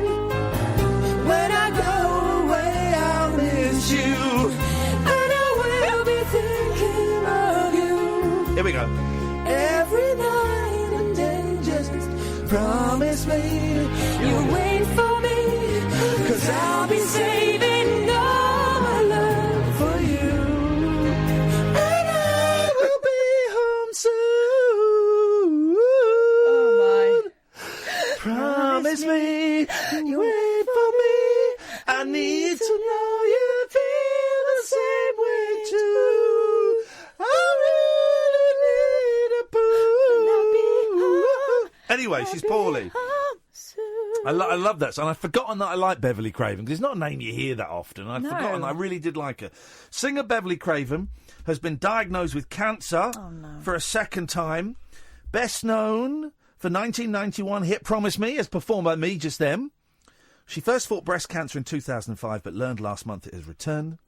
The 55-year-old has now had a double mastectomy and lymph node clearance and vowed to complete touring commitments next month before undergoing chemotherapy. Wow. That's so. If anyone's got an excuse to cancel a tour, you know, someone who's had all that done and is about to undergo chemo, you got a good excuse. Well done for going on, though. If that's what you want to do. A woman-to-woman tour with fellow legends Julia Fordham and Judy Zook was due to return for a second leg in March, but has now been rescheduled for June to give Beverley time to recover. She said her daughters Molly, Brenna and Connie had been looking after me at home. The singer added, I feel truly blessed and very lucky to have such caring and devoted daughters. Her debut single, Promise Me, helped her to win the British Breakthrough Brit Award in 1992. Her fifth album, Change of Heart, was released in 2014. So we see we can get her on. She's still doing the tour. She might be doing some press, or she might not be until she's better, which of course is... Well, we can ask her. She's a grown-up. Yeah, exactly. She can go yay or nay. Yeah. But tell her we love her. And I'd forgotten I loved her. That's the thing, man. I'd forgotten that. A big thing for me, Beverley Craven. Great singer. Oh, so where'd the phone calls gone, Sam? Where'd the phone calls gone, Samuel? Samson, Delilah? We've not got any phone calls. And I don't quite know how we're going to fix that. I don't care, to be honest. You don't want to call in. Kiss my ass. No, well, maybe that's not the way. Kiss my ass, callers. Here's the problem. You callers, you suck. Oh, no. Let's get some decent callers or no callers at all. Well, I think it might be the latter. 03 44 499 1000. I'm trying to save the breakup of the break. I'm trying to save the break up. So it's like a little treat for me. Do you ever do that? Do you ever set yourself little tiny rewards? It's like if it's a really hot night. A lovely little reward is to wake up and go, I'm so hot. Oh, I'm going to turn the pillow over. That's a reward, right? That's a nice reward. And so I got a break I'm supposed to hit about 11:40. It's now just turned 11:39. I could go to it early, but then that means when we come back, I've got a bigger chunk of work to do. Yeah. If I can get that break up to like 11:41 or 11:42, when we come back, I've got less to do. You really are a fascinating man. Do you know what I mean? Do you not do little? Do you not give yourself? Yeah, I do know what I mean. Like rewards? sometimes, if I really need a wee, but I've got to finish doing some work. Yeah. I could just go and come back and carry on with the work, Yeah. but actually, what I like to do is like press on and then go for a reward wee. I wasn't talking about sexual fetishes. No, it's not a sexual thing. It's just a. That Right. peeing gives you pleasure. No, just that I'm going to hang on. I'm going to finish my work and then I can go and relax in there. Isn't that funny? I can't work with a full bladder. Can't you? Can't do it. Can't do it. I've got to be empty, front and back. to get. Here's the thing. Oh God! Oh. To get the best out of me, I've got to get the worst out of me. That's the thing. And then I can create. Then the giggle factory is open to visitors. But otherwise, I can't do it if I'm needing to do some business. No. Okay, well, it's an interesting insight into the mind of a maniac. Well, it's just if you want to give us a call and let us know what your little treats are that make things. I'm going to get this up to 11:41. You wait and see. This is a master at work. If you want to give us, I'm going to get to 11:42. I've set myself a challenge. If you want to give us a call and let us know what your little treats are, then please do. One of my little treats is listening to Any Questions, the BBC Radio 4 version of Question Time. Now, I have never seen I've never seen an episode of Question Time. Never seen it. I've seen clips of it. I've never watched an episode. I remember kids at my school, at Malcolm and Matthew, would watch Question Time, and I'd think, first of all, I think that's on so late. I'd be really tired. And secondly, I think it's boring. I've never dug Question Time. Also, the programmes like that just get me angry. But Any Questions, I love. It's my treat. Sometimes I do it on a Saturday. I know they repeat it on a Saturday. Sometimes I do it on the iPlayer on Saturday. Sometimes on a Sunday, and I'll just listen. I'll have it on while I'm doing stuff. Now, I don't like politics. I'm not interested in any of the questions. I'm not interested in any of the answers that they give. But I like just kind of the vibe of the show. It's nice wallpaper. Here we go. This is a phone-in. What's your wallpaper? Any Questions is lovely wallpaper for me. It's like having it on in the background. Mm-hmm. I don't like the last question. We got time for one last question. Yes, I'm Betty Jones from Sunbury. You missed out a bit. Yeah. One last question. Lady over there in the back with the pale blue sweater. No, that's Question Time. They don't do that on Any Questions. Don't they? Why? Because it's obviously all sorted out. They've already picked it. They've already picked it. Yeah, it's already the questions are lined up. Oh, I only like he the knows. fashion. He knows what the questions are going to be. The contestants don't. Right. But on Any Questions, they'll always do a funny question at the end. If the contestants, not contestants, if the panel, Theresa May came dancing on to ABBA today, if the panel had to dance, what song would it be to? Something like that. Well, I'd come on dancing to whoever, I don't know. Something a bit Nigel Farage. I'm Nigel Farage, I come on dancing to something by the Black and White Minstrels. It was more Derek Jameson, I don't think was a racist. I don't know. We just don't have the evidence or any of the details back. So, what I'm saying is, what's your wallpaper? There's 2 phone-ins now. Phone in for Christ's sake. Jesus Christ's sake. What is your audio wallpaper? 0344 499 1000. What is your little treat to yourself? 0344 499 1000. Or you can call in about anything. And look, I talked to 11:43 and 14 seconds. Kick off your slippers. Don't go to bed. The party is just starting. You can sleep when you're dead. The Late Night Alternative with Iain Lee on Talk Radio. 0344 499 1000 is the telephone number if you want to give us a call. The Late Night Alternative, weeknights from 10. Iain Lee and Catherine Boyle. You listen on DAB. Download the app. Or, of course, go to talkradio.co.uk. Podcast. Don't forget, plenty of podcasts, including the Jeff Goldblum interview that we did. You can get the best of this show every single day. Or the guests we also put up. Acast, iTunes, your usual podcast provider. Or did a new rabbit hole go up? Yes. Did you tweet it? Nope. Why don't you tweet our stuff? Because I put it up really late and I wanted to get away with having put it up late. Give it a tweet and I'll retweet it. The new rabbit hole. Which one was it? Glasgow? Yeah, it's the last Glasgow one. And then we're on to Brighton, aren't we? Okay, yeah. fine. Great stuff. The last Glasgow one. It'll be filthy. It'll be rowdy.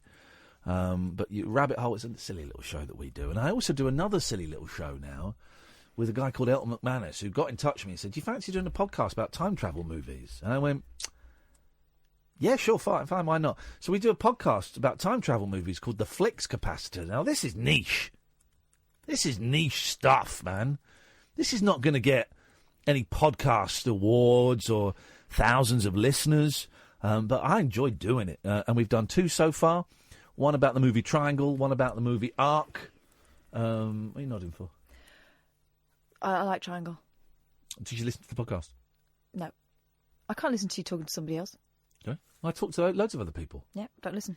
What, even when I talk to a caller? I mean, barely. Oh, man. 0344 499 1000 is the telephone number. Weak passwords. Man, this website's got so many pop-ups. Go away. Can we make pop-ups illegal? Let's go. And there's another pop-up. Weak passwords, such as admin and 1234. Do you remember Justin Dealey's password? Wasn't it 123456? It used to vary, but it depended on how many spaces there were. He would just it's just numbers fill it up in the order. Weak passwords such as admin and 1234 will be banned in California from 2020 as part of a crackdown on cyber attacks. A new law has been passed that requires manufacturers to give each gadget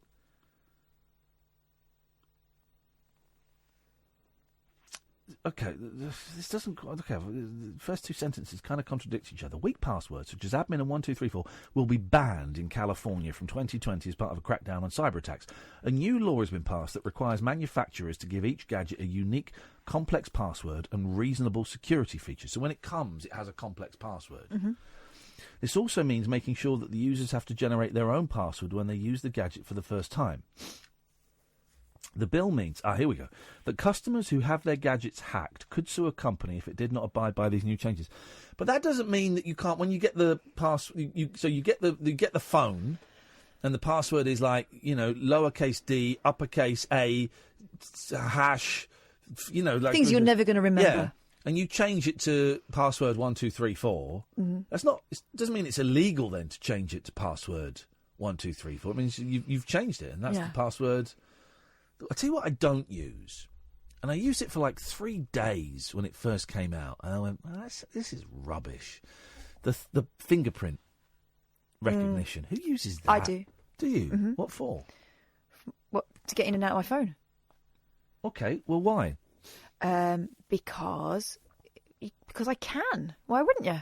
Because why would you? Well, they don't answer a question with the... Well, it's just like putting a password in.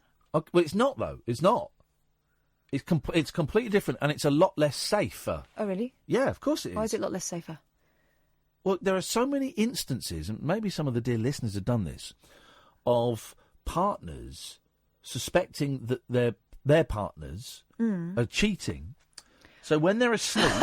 This is true, when they're asleep... No. Yeah. They get the finger, and they put it on the fingerprint pad... And they log into their phone. Gosh. Loads of stories of that happening. You are not safe by doing... I am. I charge it downstairs, so I'd have to be Mr. Bloody Tickle. Plastic man. But yeah, no, people. A lot of partners do that with that. They swipe their fingers. That's insane. And also, I could hack off your fingers. Well, yeah. Seems a bit extreme though, just to have a look at some pictures of my kids. Well.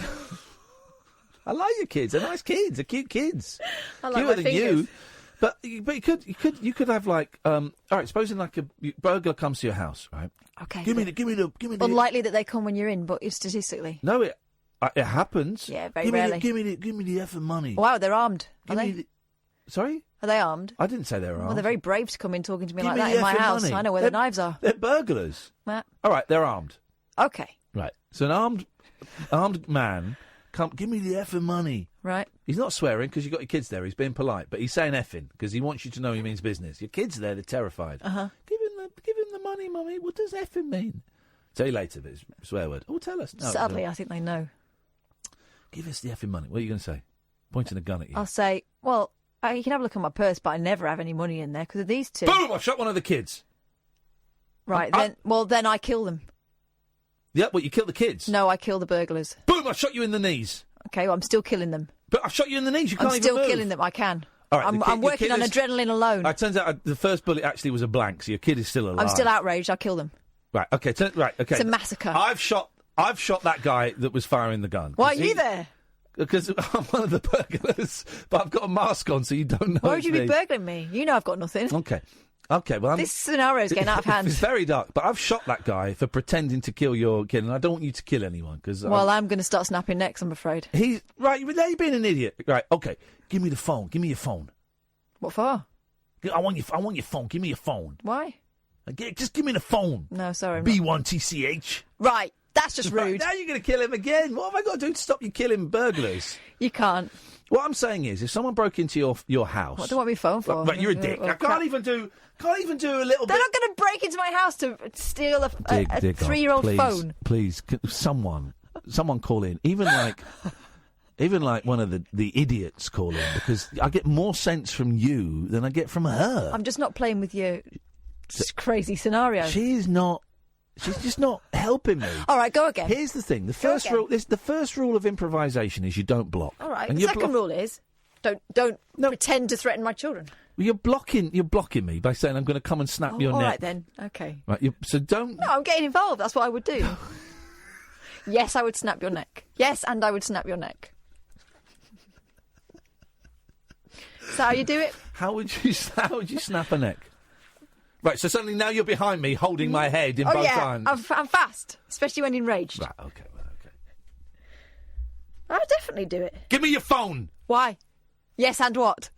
I've got a gun pointing at you. They're just 2 fingers in a... You would cack your pants. Oh, you don't know. I know you. You cack your pants when you're coming down from the chocolate machine and I'm hiding and jump out and go boo. Yeah, you're really lucky I've not snapped your neck. You've not even come close. You've gone quite white. You've taken a step back. Hand has gone on chest. You've done that. And then I've noticed. I didn't drop my Yorkie though, did I? I have noticed. Is that a euphemism? I've noticed. I go back to that point after you've gone, and there's a little bit of moisture. No, there isn't. Yes, there is. Little bit of moisture. What were we? That was fun. That was fun. There's a little bit of role play there. And scene. Okay, so you change the thing. Manufacturers often use a single password because it's easier for them. However, lots of consumers don't bother to change this password and don't. I always change the password. I've only got one password. Variations thereof. But I've got about password. 3 interchangeables. Okay, what are they? Iain Lee is a div. Hello, Andy. Hello, sir. How are you? I don't know why the phone calls have dropped off. It's You asked some idiots calling, so I thought, here I am. Thank you very much, my friend. Have you got anything How for us? are you? I'm all right. I'm tired, man. I'm tired. I'm looking forward. I've got the kids coming this weekend, and I am looking forward to it. It's, what, the Stephen King film? Are you showing that to them? Yeah. What? No, don't be so ridiculous. Although my youngest, he's talking to you now. Oh, yeah. Yeah, you weren't. Kath wasn't even. No, don't. Kath didn't even have her headphones Because on. I'm writing to Beverley Craven. I've tweeted her. Don't tweet her. She doesn't run her own Twitter. There's an by the way. official channel. Okay, fine. Well, I've emailed her. Okay, I've emailed her agent. I've got a blue Which is what tick. they ask you to I've do. got a blue tick. I was in the jungle, so I've tweeted her. All right, let's see who wins. Okay. He who dares, Marlene. He who dares. Yes, Sandy. So listen, I've been eating my poo all day and I haven't lost any weight. What am I doing wrong? I think, well, you have to wait until next week when we get the producer of that New Zealand documentary series where overweight kids eat poo to lose weight. He's coming on next week at some point. So my suggestion is, Andy, and this is a serious suggestion actually, keep on eating your poo. I think it actually has to be someone else's poo. So if you can source another person's fecal matter, I think Can you ask Sam if you can send it me? Sam will send you some poo, yeah, definitely. Yeah, that'd be lovely. Is that okay? Yeah, no, that's great. If you can send it to the usual address. Okay. He knows where I live. Yep. I won't tell you how, but, you know, all right. tell him he left his jelly and handcuffs here. Thank you very much indeed. We'll send it to Coprophiles United. Is that the right word? Coprophile? Yeah. Yeah, I think it might be. We'll take Vicky after the news. Now the calls come. Now the calls come. It's fun. I do wonder, are people not calling in because they don't listen to the show? Are people not calling in because we're not putting out questions? Or are people not calling in because they enjoy the badinage between vous et moi? I do wonder. Well, I'm glad you wonder. What does that mean? Well, it just shows a curiosity that's healthy in a man of your age. Well done. Thank you very much indeed. 03, if you want to give us a call, come on, man. Stop being idiots. I mean, who can be bothered, really? 03, Vicky's going to speak to us. Vicky, you're going to speak to us after the news, aren't you? Oh, after the news. After the news. After the news? Hello?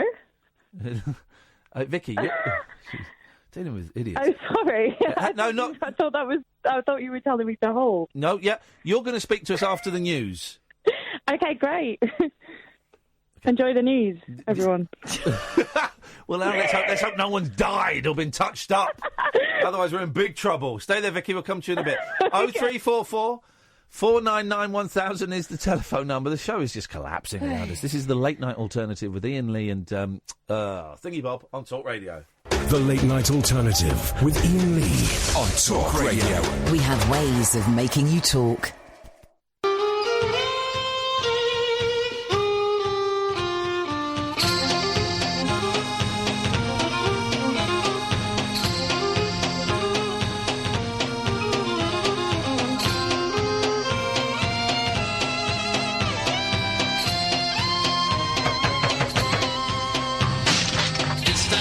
Constantinople, now it's Istanbul, now Constantinople, been a long time gone. Constantinople, now it's Turkish delight on a moonlit night. Every gal in Constantinople lives in Istanbul, now Constantinople. So if you've a date in Constantinople, she'll be waiting in Istanbul. Even old New York was once New Amsterdam. Why they changed it, I can't say. People just liked it better that way. So take me back to Constantinople. No, you can't go back to Constantinople. Been a long time gone. Constantinople, why did Constantinople get the works? That's nobody's business but the Turks.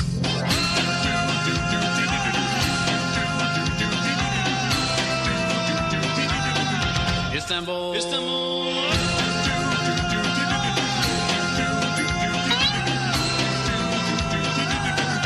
Istanbul, even old New York was once New Amsterdam. Why they changed it, I can't say. People just liked it better that way. Istanbul was Constantinople, now it's Istanbul, now Constantinople. And Constantinople, why did Constantinople get the works? That's nobody's business but the Turks.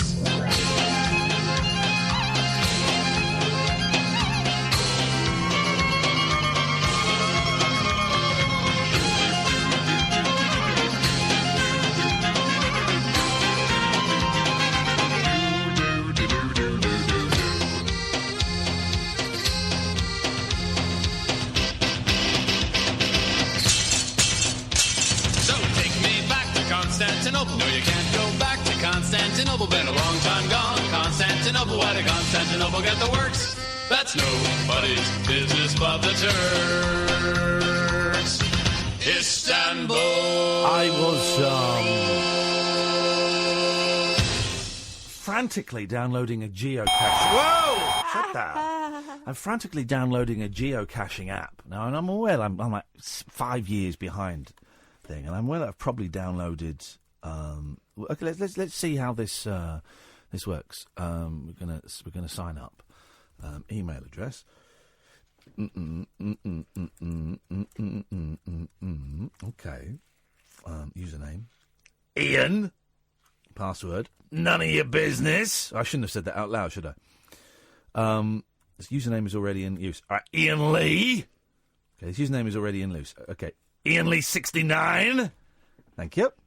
We need to make sure you're an adventure-seeking human and not a robot. Check your email account. Email has just arrived. Geocaching, validate your geocaching account. This is exciting, man. So have I got this right? Have you done this with the girls? No. So this is where you go around and you find little boxes that are hidden, and you just leave a little note saying, I found you, and then that's it.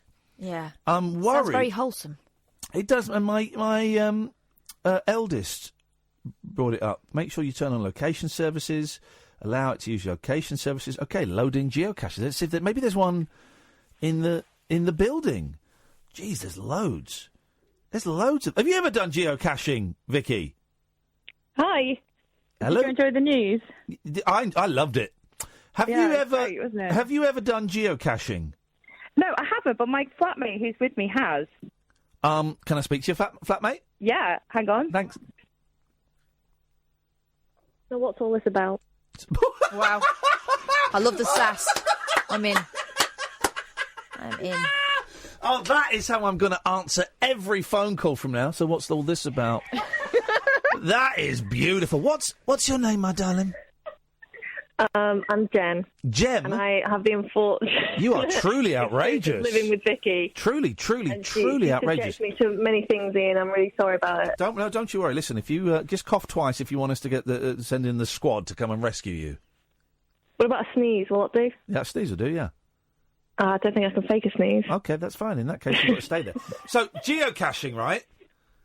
Oh, we're talking about geocaching. All right, then. Yeah, You've done it, have you? I've done it a bit. I mean, I don't want to say I'm a connoisseur of the whole thing, but I have done it. Yeah. When was the last time you went out and cached your geo? When was the last time you did it? Well, that sounds like a euphemism. That was at least a year ago. It's been a long time. It's been very barren since then. Okay, because I'm thinking, because my boys, I go with kids, they're 6 and 8, and my 8-year-olds mentioned geocaching, and I live out in the country, and maybe this is the way forward. But my worry would be, though, Jem, is that... Paedophiles. It's paedophiles. You open the box and you find a paedophile. No, that you'll find that someone will have left a rude note or something in there. I mean, that's not my experience, Ian. I mean, I think the people that are into that kind of thing, they're very placid. They're the sort of people that would listen to Archers and that kind of thing. You know, the Radio 4 types. I've gone off the Archers. Not the sort that's going to be leaving lewd notes. I don't think so. Okay, there's one You don't have anything to fear. There's one on the North Bank that's 548 metres away. I'm tempted to go and find it now. You should. I mean, if I'd have done this at 10... It won't look suspicious at all, will it? You ferreting around looking for a Tupperware box in the middle of the night? No, definitely not. To be honest, that's a standard Friday round here. Right, okay. I'm going geocaching. I'm going geocaching at the weekend. No, with my kids, you muppet. You're not listening to what I'm saying. Well, I thought you were going tonight. No, I'm going to go on the weekend. Put Vicky back on. Put Vicky back on. Sketchy Vicky. Sketchy Vicky. Outrageous Jem. Sketchy Vicky. I think that's... Put the phone down. Go away. I don't want to talk to you anymore. You upset me. I'm sorry. You upset my ears. You upset my life. I'm sorry. You upset my chi. My chi is... My feng shui is gone. Well, Vicky wants to ask you about Jeff. Put Vicky back on. I don't want to talk to you anymore. Don't be rude. I'm sorry, Ian. You're a soul sucker. You sucked my soul. No, Stop talking to me and get me the other lady. Hello. Is that they've got the same voice? They have. They've got exactly the same voice. We are from the same place originally, sort of. Okay, well, that doesn't mean I'm from the same place as other people. I don't sound exactly You're from the same place as Dennis Nielsen, aren't you? Well, no. Get steady on. He's from the dark. He's the best. He's the best serial killer. Is he? We'll play serial killer top trumps. No, I lived in that way for a bit, but I'm not from there. So you're not Dennis Nielsen? I'm not Dennis Nielsen, Vicky. Oh, what a disappointment. Okay. You two have you two been smoking a little bit of the old wacky backy tonight? You're a little bit high on pot. Have you got some hashish there? Because you two are a little bit... You guys are a little bit loose. I sent some goofballs. I think there's something is going on. Maybe you made some hash brownies, the cakes with drugs in. And you got a little bit high. Am I close? No. Okay. Is it voddy night? You having a little bit of the old voddy? Bit of voddy? Bit of vodka? Been to the pub. We've had a couple of drinks. Yeah. Vodka. You're vodka ladies, aren't you? I've been drinking brandy tonight like an old man. There we go. I like it. That explains the looseness of this phone call. What would you like to talk about, Vicky? Well, the question I was going to ask you is, you've met our two heroes, Jeff and also Tommy Wiseau. After meeting them both, who do you think would win in a fight? Jeff who? Goldblum. Oh, okay. Well, you got to say I've met a lot of Jeffs. I mean, he's just Jeff to us now, isn't he? Yeah. Who would win in a fight? Here's the thing: they're both nuts. They are both, but wonderfully nuts. I don't think you could get either of them. I don't think they'd fight. I think if you forced them to be physical, they would make love. They're more slinkers than fighters, aren't they? Yeah, I just don't think you couldn't get them to fight. I mean, and they're both very, very unique. Very, very idiot. They're both unique actors. Tommy didn't like your remark about the guy masturbating in the Didn't like the street, opening though, gambit. Oh, no, moving on now, please, moving on now. Didn't like the opening gambit. He was not a fan of street masturbation, no. No. Well, I hope that clears things up for you, Vicky. It does, thank you. You two should go and drink some more. Thanks. Who would win in your film show? Who would win in a... Oh, God. Is Gobby coming as well? Oh, Gobby coming as well, yeah. Okay, great. We'll look forward to seeing you then. Goodbye. Thanks a lot. Cut them off. I got a little bit uncomfortable. You just stored up a little bit of trouble. I come to the right place. I'm all drunk. I got no place. 0344 499 1000 is the telephone. This is a new thing on my Google Mail, my Gmail. So on the phone, when I do a Google Mail, it suggests, like, you've got 3 responses. I know. So if you ever get a response from me and it's got exclamation marks, just press the button. So it'd be like, you get an email. It's intelligence, scanning your email. So you get an email saying, I'd really be up for that if you still want me. And you'll get 3 suggestions that say, yeah, that's great, I'm really excited, or I'm so pleased you can make it, or actually, no, it's been cancelled now. You get those. You just click it and it sends it off. It's fine. But now there's a new thing. When I go on the old Gmail, the Google Mail, on my computer, I'm not using an app, where it will suggest the whole... You'll start typing a sentence, and then it will suggest the rest of the sentence for you while you're typing. Oh, wow. And you hit the tab button, and it does it. So it's kind of like predictive text, but for the whole sentence, not just the word that you're typing. Now, that to me is a step too far. 0344 499 1000, by the way. That to me is a step too far. Yeah. That is not right. It was bad enough, wasn't it, with the Microsoft, that paperclip used to pop up. I see you're writing a letter. Oh. I'm going to just muff it up for you. Could you do me a favour? Go on. Could you get my jacket from out there? Why? I'm going to blow your mind. Take the computer with you. I'm going to blow your mind. I am going to blow your mind. Sorry, I've just remembered something I picked up. Oh. That's great, honestly. Is it really good? Yeah, honestly, it's the best thing you're ever going to see. Okay. Bring me the jacket. This is great. You're going to love this. I'll take a picture of it and tweet it. You are going to love this. Take a break, then we'll come back and see what it is. Whispering lunar incantations for cross-parents, cross-dressers. Yeah, did you know this about me? And cross-rail workers. Steel and polycarbonate. The Late Night Alternative with Iain Lee. I've got a very poor internet connection. On Talk Radio. I found something today on the table in front of me and I picked it up because I thought, ooh, I'm having that. Behold, the biggest paperclip you've ever seen in your life. That's That's quite a beauty. That's a big paperclip, Can I touch isn't it? it? And I don't know where it came from. I was at the dinner table today at this do. It was this huge paperclip. Oh, this means business. Now, what I'm thinking is, combine that with my giant sellotape. I need 2 more big bits of stationery. I got a travelling circus. I got a Has travelling anyone circus. got one of those great... Do you remember those great big jumbo pencils you could get? Oh, yeah. You need one of them. Isn't that amazing? Now, here's the thing. Right? And I've never been able to put this to the test, okay? My sister, if she's listening, will know where I'm going with this. My mum has always told me she's afraid of giant paperclips. Now... No. Yeah. No. She used to tell us that as a kid she was afraid of them. Now, I've never come across a giant paperclip. I've got one. She's in a wheelchair. She ain't going nowhere. If I wave this in front of her, I'm tempted to stick it on a stick and then put it on her head. So it's like in front of her the whole time. And wherever she goes, Well, it's there. Like the donkey sticking a carrot up a donkey's bum. It's that thing. well, Halloween is coming. You dip it in vodka and you stick the carrot up the donkey's bum and it gets wasted.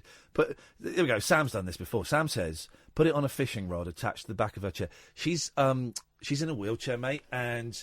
she's got multiple sclerosis, and you think that's appropriate behaviour? That's pretty much what you were saying, though, and you're her son. No. Mine was going to be on a hat. He's suggesting a fishing rod. She's a human being, mate, all right? She's not a piece of meat. How dare... That's how he treats disabled people. That's outrageous. I think we need to send him on a course. No, mine was going to be on a stick on a hat. A fishing rod? Outrageous. Actually, that's a brilliant idea. That's what we're going to do. She could be stuck with Is she actually really? Well, that's what she said, but I've never tested this. So I'm seeing her tomorrow, taking the boys, taking her to see Johnny English 3. Gonna wave it. Gosh, what's going to be worse for her? Gonna wave it in front of her. I had a... Gonna dip it in vodka and stick it up her bum. Oh, now, come on. I had a friend once whose mum was scared of buttons. Well, that is Cinderella. The whole Cinderella thing. No. No. No. Okay. We can see who that girl was that said. So what's all this about? Jem. There she is. Look, and she's holding a glass of wine. Yeah, that's the picture I had in my mind. She looks like trouble. And there's Vicky who phoned in. Yeah. Yeah. Noted. Yeah, noted. Absolutely noted. And those two are absolutely noted when they called him. So our friend. Niko Omilana. Yep. Has been on the show a few times. He does the NDL videos, and he's been out with the EDL, and he's funny, right? He's a cheeky little wind-up merchant. He's a cheeky little so-and-so. I wonder how many views this has had now. Meet my friend. It's had just under 100,000 views. It's only been up since 7. Anyway, he recruited me and Catherine to do a little prank against one of his friends, okay? And you may remember that we did a weird start to a show a few months ago when Niko was in with his friend, and we were talking about Brooklyn Tidal and about how it was the future, and we were going to start a YouTube channel and stuff, and then we never mentioned it again, right? The reason was that was part of a prank, okay, where we had told them that Niko was in it. We told them we were going to pay them £25,000 each if they contributed to this YouTube channel and got their viewers over to our YouTube channel, Brooklyn Tidal. Didn't we also promise like $5,000 a go for doing extra bits? Yeah. $5,000 to whoever got the most likes or something, right? And we did this ages ago. And it's only just come out tonight because the young lad who was what do they call it? Pimped? Call it pimped now. Trolled? Punked. Well, the young lad who was pwned got really, really upset. With his so-called friend. And with us. Because it was a horrific thing to do. Niko's going to come on next week and talk about it, but I thought we might play some of it. It's on the YouTube channel. I'll tweet the link in a bit. Don't need to tweet. It's had 100,000 views. My highest video on my channel's got 246. So have a listen to this. I'm pretty sure there's no swears in it because he keeps his channel quite clean. But this is Niko Omilana. Let's have a little listen. Meet my friend Johnny Carey. Now, Johnny's a YouTuber, and we've been making videos together for years. And if there's one thing I know about Johnny, Johnny loves his money. I just want to quickly talk about this app called Quid. But before we get into the video, I just want to quickly talk about this app called Quid. Now, there's absolutely nothing wrong with this. Loads of YouTubers do it. I just find it funny because it's Johnny. And because of this, I'm 100% sure I can prank him if there's money involved. But why would I prank him? I'm a draw machine. Well, 4 years ago, Johnny and I had a wager on a game called FIFA, and he beat me twice. I'm done. His arsehole is going to be 5 centimetres wider by the time I'm finished with him. I mean, it's safe to say that I took it completely to heart. He forfeit. Come on. Yeah, so Niko, he wanted his revenge, but, couldn't get it. I may not have been able to get my revenge then, but I will get it now. Johnny took 50,000 FIFA coins off me and it scarred me for life. So I'm going to take £50,000 off him and see how he feels. So here's how I'm going to do it. Johnny gets contacted by brands to promote something all the time. So what if I were to make my own fake brand and get him to promote something for me in one of his videos? And I'd call it Brooklyn Tidal, aka Trolled by Niko. Now, it's a difficult task, so I'm going to need as much help as I could possibly get. And that's where my friends Iain Lee and Catherine Boyle come in. Hey man, I'm Iain, nice to meet you. They both run a radio show, and Iain is an experienced prankster, as he used to have his own TV show where he pranked the public. So I met up with the two of them, and they offered me access to their lounge room, their conference room, and their live radio show. They told me I could use all this stuff for the prank on Johnny, and they even said I could make it look like Brooklyn Tidal was created by Virgin. I was gassed. There's no way Johnny's not going to fall for this. So it was time to make my first contact with Johnny. Oi, oi, oi, oi. And I got straight into it. £25,000. For what? Basically, it's Virgin, right? Virgin is setting up a new thing. I'll forward you the whole thread. The thread was weeks of emails explaining that Brooklyn Tidal is a new movement powered by Virgin to bring TV and YouTube together. And according to the emails, they wanted me and Johnny to work closely with them to promote the brand and launch the service. Interesting, right? All I saw was 50k. Nah, it's sick, man, it's sick. Definitely get Mercedes. The Mercedes, jeez. That would be mad. At this point, there was no turning back. The meeting was scheduled for the 26th of July, so I told him I'd give him a call to confirm it later in the week. We'll meet you before if you want. Oh, who's coming? Me, you, and then I might bring my mate George because he's in London. Oh, yeah, that's cool. I'll just ring him for an update. Now, I didn't know at the time, but at this point, Johnny was suspicious of me because I told him I was bringing George. And how do I know this? Because he called me up and told me the next day. At one point I was thinking it's going to be a prank, and I was there. That's why I haven't got my hopes up for no money, What, really? Yeah, but no, my hopes up for no. I'm thinking, why did you bring in George? I was thinking like he was going so off to me about the whole thing. My friends believe they could win £25,000. Obviously, that'd be the greatest prank of all time. And without much difficulty, I managed to get rid of Johnny's suspicions, and we agreed on what time we were going to meet. 8:30. Yeah, 8:30. That's me then. Okay. Bye. Oh my gosh!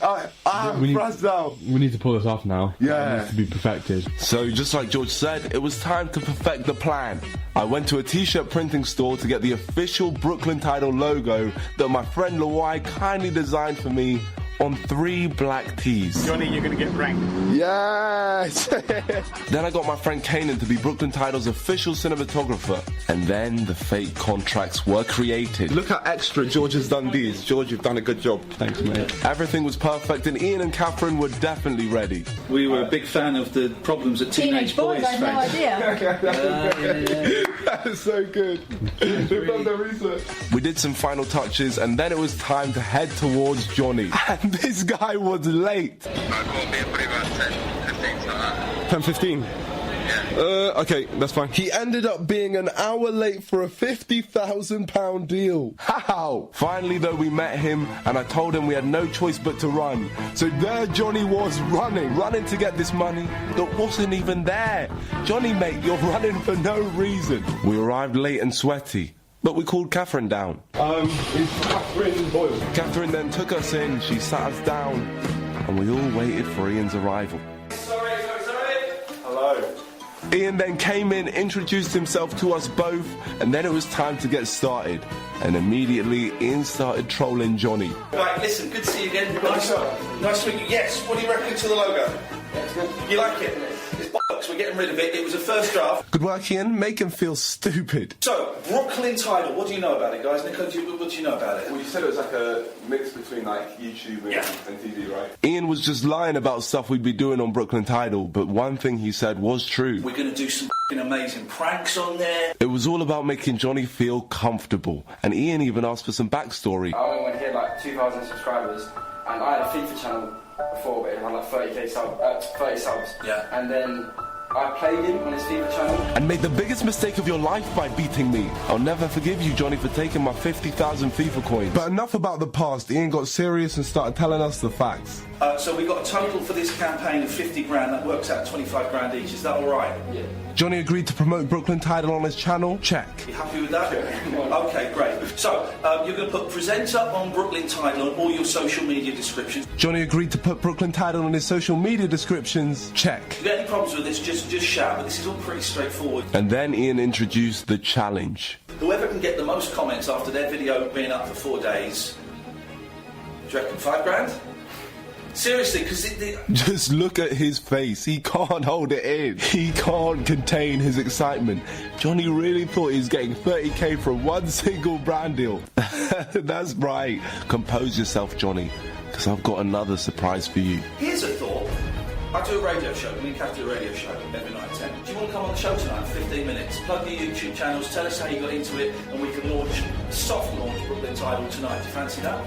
Yeah, all right. We're on air at 10. We'll sort out that in a bit. It's a very free-form kind of show. And then it was time to sign the contract. Can we get you signing them in the T-shirts? Would that be okay? Yeah. If you put the T-shirts on... Johnny seemed to be reading it thoroughly, but obviously not, because if he'd turned to page 5, he would have seen that this was all a prank and that his channel now belongs to me. The YouTube channel Johnny Carey is now owned by Niko Omilana for a time period of forever. So then I quickly signed my contract, and then he signed his. I then got some clips of Johnny looking like a complete schmuck on the official Brooklyn Tidal YouTube channel. Welcome to Brooklyn Tidal.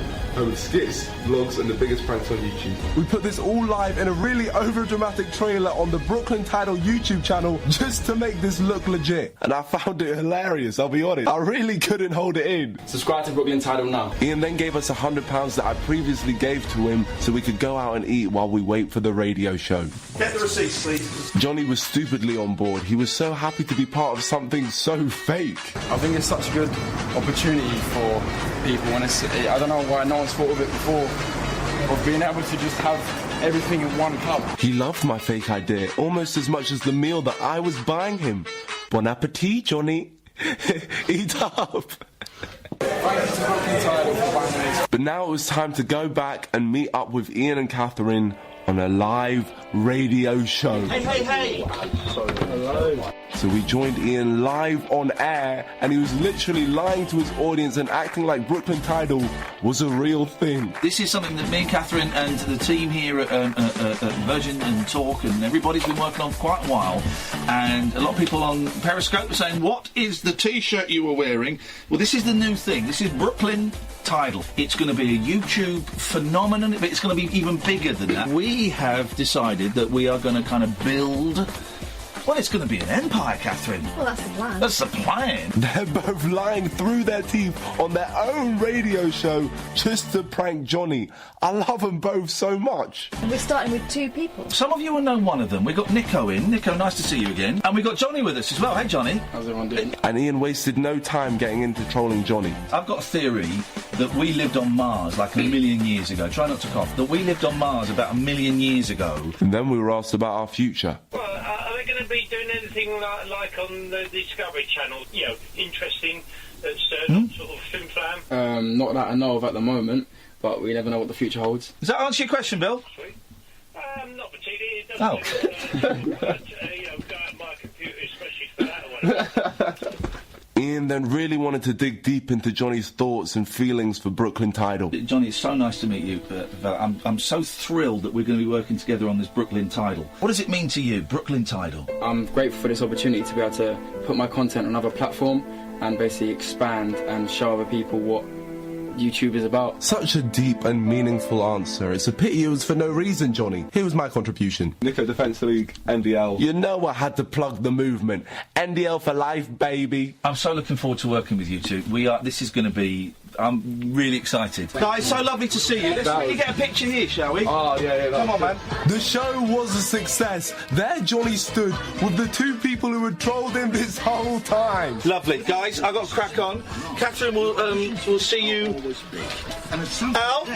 After the show, it was time to leave, but not before Johnny complimented my complete made-up idea again. I genuinely think it's such a good idea. I don't know why people haven't thought of this before. Thank you so much for coming in. Very nice to meet you. I'll speak to you again soon. Take care. The meeting was over, and it's fair to say we weren't even that bothered. Okay. Brooklyn title. Call me a puppet. It's all I'm going to say for the rest of my life. You said it right there, Johnny. You're my puppet now. And the puppet wanted to spread the good news. Sharky, 2 words. 25k. He's like, oh, so how about we do a little competition with this, yeah? So whoever gets the most comments saying Brooklyn title, let's say I chuck in another 5k. Johnny didn't want anyone to miss out on the news, so he sent a video to our group chat. And we are now blessed with this goal. Brooklyn title, 25k, 25 grand each for 40-second promo in a video.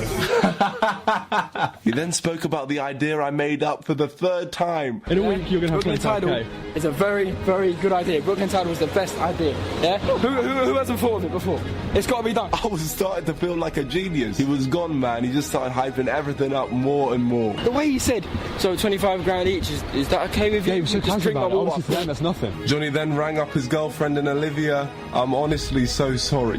Mama made it! This is the best day of my life, basically. Wait, hang on. It's sick, Olivia, I'm telling you, it's so sick. I honestly feel like I brainwashed Johnny because right after the phone call, he effectively talked me through my own plan to troll him. You know you cannot trust Niko, yeah? So this whole time, yeah, he's told me, oh, I need to tell you something, I said, tell me over text. He's like, no, I need to FaceTime you. I was like, alright. So he FaceTimed me and said, oh, basically this 25,000. I was like, whatever. Yeah, and then when I rang him today, I was like, what time are we meeting then? He's like, oh, I'm bringing George with me, his cameraman. I was like, this is definitely a prank. I was generally thinking all the way up to when we got in the studios, I thought, because you've been on radio with Iain before, you got him on the prank. Oh, okay. That's far. Johnny, you figured out every step of my prank, and somehow you still fell for it. And then it was time to say our goodbyes. Johnny left possibly the most gassed one man could ever be. And to be honest, the prank just didn't settle right with me. We are evil people. That's too far. I regret it. I regret it. Yeah, that's evil. I really didn't know if I took it too far, so I asked my friend Sharky, who helped me plan the whole thing, to see what he thought. What are you saying, Sharky? And this whole thing is cool, like, it was hilarious, it was funny, but obviously we never actually, the prank hadn't actually started, so we never actually saw Johnny's face. Actually see Johnny's face in that WhatsApp video and the FaceTime call made me feel like, this is actually deep. I honestly don't know what to say. That went perfectly, but after this I'm going to retire from pranks. I feel like I've unleashed a side of me I never wanted to see. I feel evil. And Johnny, I'm so sorry, because we're not even finished. It's not just a prank anymore, it's pure evil.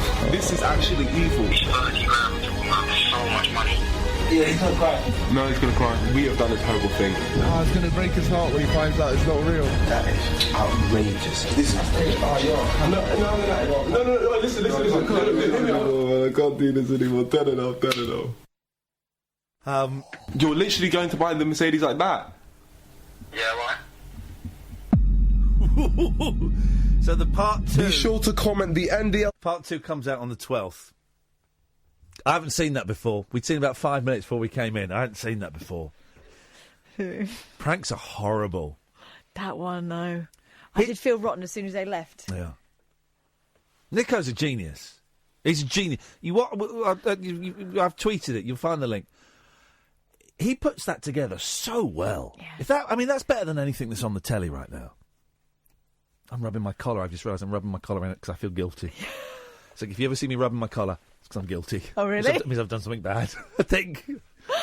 That's horrendous. Well, let's just take a moment to think about what we've done. The radio show for people who know the best part of the day is the night. The Late Night Alternative with Iain Lee on Talk Radio. We'll get you talking. I'm surprised that, we lie to the audience all the time. Nico's going to come on next week and chat about it. Or is he? Or is he? I don't know about Johnny. Don't know if Johnny's ever going to talk to us again. Thank you, Niko, for letting us be a part of it. You know, being a part of your YouTube channel, you kids.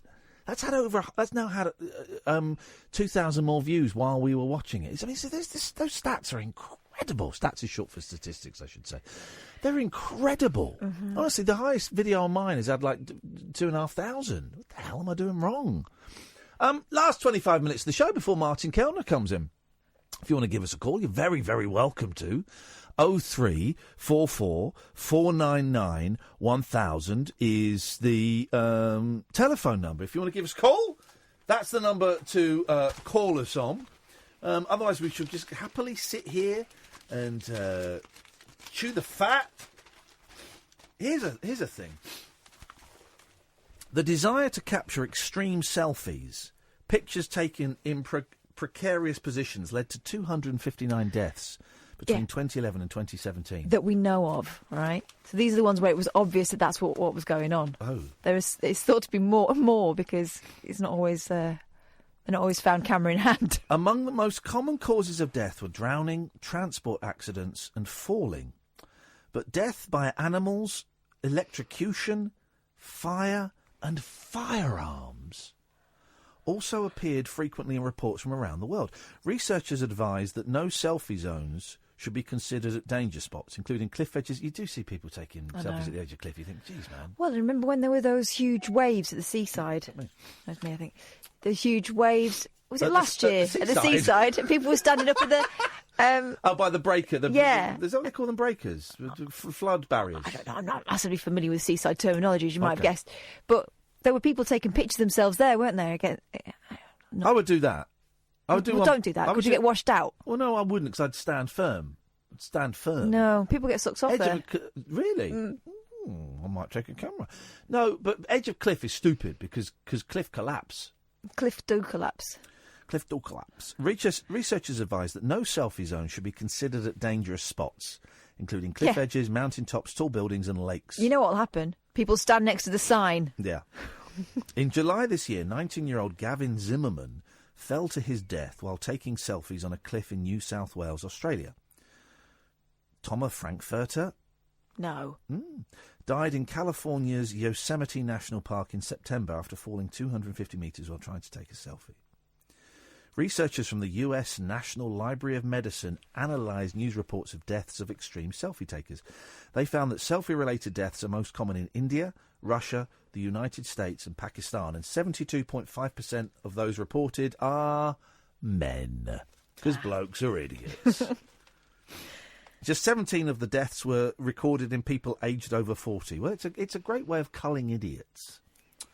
The new study also showed that the number of deaths have risen. There were only 3 reports of selfie-related deaths in 2011, but that number grew to 98 in 2016 and 93 in 2017. But the researchers suggest the actual number of selfie deaths, this is what you said, could be much higher because... Sorry, I'm really sniffing, and I apologise. I'll blow my nose in a minute. Could be much higher because they are never named as the cause of death. Certain road accidents while posing for selfies are reported as death due to road traffic accidents. Thus, the true magnitude of the problem is underestimated, the report said. In 2016, Gerald Flaherty at the National University of Ireland, Galway, and colleagues said as well as simply being taken in dangerous places, travel may give rise to temporary disorientation owing to the effects of jet lag, hot climates and unfamiliar surroundings. No. Come on, guys. They added, in circumstances where the background objects of interest are in motion, the selfie taker may feel pressurised to photograph them in haste.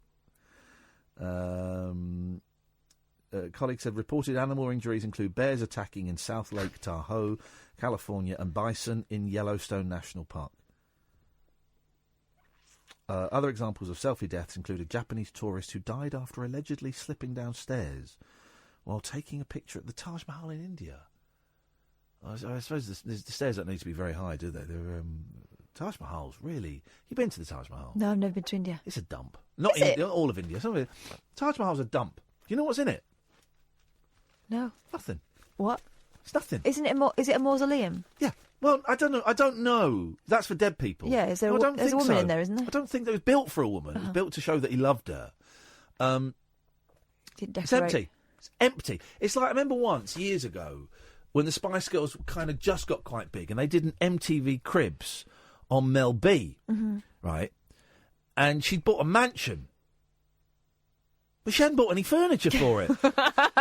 So she's walking around this mansion going, right, right, well, this is the bedroom, this is the bed, and I'm going to have, like, a big thing of it. And it was this wonderful mansion. With nothing in it. With nothing in it. Wow. And that's what the Taj Mahal is like. You get there, and it's, I'll be honest, I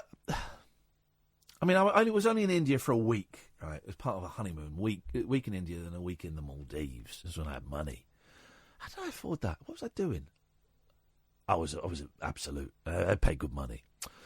And I'll be honest, I struggled with India. I didn't really enjoy India that much. We went when it wasn't a particularly tourist season. It was hot, but it wasn't tourist season. And I just struggled with staying in really, really nice hotels. Luxury hotels. And then we would go, don't go out, guys. We were told, don't go out. Don't tell me not to go out. So you'd go out, and you'd turn two corners, and you'd be just the most ridiculous poverty ever. I felt a bit like that when I went to Cuba. That was, again, honeymoon. Yeah. So you're staying in these lovely, lavish... And my sister was working for Virgin. She was a cabin crew at the time, so she got a good discount. We got a really great hotel. It was beautiful. But, you go out in the street and people begging, not for money, because money doesn't really do anything in Cuba. Kids begging for pens. Two or corners, soap. 2 corners away from a luxury hotel. Yeah, it's kind of obscene, isn't it? We went for a walk one night, and it got a bit hairy because it was very dark, and suddenly there were lots of people around us, and we ended up in this house. This house. It was 2 rooms.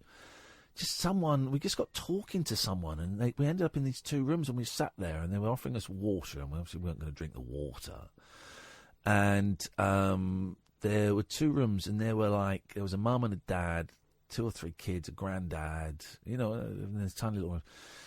And then the dad was obviously he was telling us he was like a retailer and he sold clothes, and would we like to go with him now? It's like 10 o'clock at night. We would like to go with him now to his factory. Now, I'm sure he was legit, but it got a bit scary. Yeah. And we were like, no, we're going to go now. No, you stay here. No, we're going to go now. Drink some tea. We're going to go now. And it was a bit weird. But I didn't really enjoy India. I found the hard sell. That's how they make their money. I'm not knocking them for it. But I found the hard sell at every opportunity very, very intimidating. But you've got to remember that compared to them, you are loaded. Oh, yeah. And, But we went out of season when it was getting really hot. So instead, we were like on a tour, but normally there'd be like maybe 20 other people, a minibus full. And it wasn't, it was just me and my wife. And so this guy, the tour guide, was gutted because he obviously wasn't going to get the tips from 20 people. He didn't get a tip in the end because he got a little bit of a tip, but he was a dick. He tried to rip us off. And I'd been to Pakistan for 3 months, so I kind of knew the vibe. I know when you get taken to places, they try and sell you stuff. And so we went out on a tour to see we went to see an observatory, actually. It was really cool. An outdoor observatory that was like 2,000 years old. And he said, right, okay, well, now we're going to take you to the, like a rug factory, a gem market, and, what's the kind of white, the stone? Oh, not Ozark, not zinc, not Zion. Alabaster. Was it alabaster? Or onyx. And I said, dude, we're not going to buy anything. We're not going to buy anything. No. Oh, no. I'm not taking you to... No. Just it's interesting to see how it works. I said, fine. But honestly, I'm going to be so disappointed if we get there and it's to sell us stuff. Oh, no. Of course you get there and they sit you down, they give you tea, and they go, this is what we've got, these lovely gems. It's his mate or his family member. It's his mate. Yeah. And it's his mate trying to sell you stuff, because obviously he gets like a kickback. And I said, and I got pissed off, and I said, I'm not doing this, man. This is my honeymoon. I'm not doing this. Can we go back to the hotel? No. You sit there. And it was just, there was a lot of that, a lot of being pressured to sit and listen to stuff, knowing I wasn't going to buy anything. Yeah. And I didn't really like it. But is the haggling culture kind of the difference there as well? Because people say, I'm not buying anything from you, and they think, this is part of the game. Yeah. Oh, they thought that. Now, my dad was the greatest haggler in the world. They'd go in at, say, I don't know, 20,000 rupees. He'd say, no, I'll give you 10. No. 20,000 rupees. I'll give you 10. No. So my dad would just walk away. And invariably, he'd get it for 20. You know, down from 20,000 to 20. And maybe a slight exaggeration, but that's what he did. Yeah. So me going, no, I'm not going to buy it. Okay, that was a come on. Yeah, and it really annoyed me. And I got upset stomach after, the last 2 days there because I handled the money. You kind of expect. I didn't really like India. I'm glad we went. I thought the Taj Mahal was really disappointing. It's impressive when you see it. And I'm glad we went because we took a picture in exact the same pose, almost wearing exactly the same clothes. I'll get the pictures that my in-laws had the picture on, I think, their honeymoon taken. And that was kind of a nice thing. And we surprised them with that. It's really pretty accurate. But India, I could have done without. It didn't do it for me. Not quite sure what we're talking about here. Oh, because of this. In April 2014, a 17-year-old Russian girl fell to her death after taking a selfie atop a railway bridge in St. Petersburg. This is Talk Radio. The Late Night Alternative with Iain Lee. On air and off the leash. On Talk Radio. Well, you've got a few minutes of the show if you want to give us a call. 0344 499. Did you tell me they grow kids in bottles? No, but there's this... Right, in some of the really, really poor parts of India... Yeah. Because begging is a kind of way of life for some people there. Not everyone.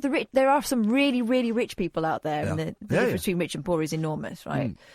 But there are some families who kind of constrict the way their children grow because they know that they'll earn more. So in bottles, they'll elicit more. You said in bottles, and now you're saying not in bottles. You said in bottles off air. It's like an extreme example, but yeah, I've heard of that happening. No. No. Yeah. Well, how do they poo and wee? Oh my God. Because the bottle will be full of poo and wee. Well, maybe not exactly a bottle, but they strap them up. Right, so you lied to me, and I believed it. Well, I mean, you've been hanging out with Niko too much. More fool you. More fool you. More fool me. Morphle. Muffle. Morphle. Muffle. Muffle. Muffle. Muffle me. Muffle. No, mouthful. Mouthful.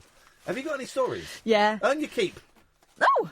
Surprising things you eat without realising. We always like these, don't we? It's that time of night, guys. Go on, ladies. And indeed, some of the fellas. Do you know what you've eaten so far today? Asks the mirror. Muses the mirror, indeed, online. Perhaps you popped out at lunchtime and grabbed a wrap from the Hey! I'm going to take another run up at that. There we go. Come on, Catherine. You can do it. You can do it. You can do it. Do you know what you've eaten so far today? Yes. Question mark. Yes, I do. Perhaps you popped out at lunchtime and grabbed a wrap from the local shop. Yay. Nope, I didn't.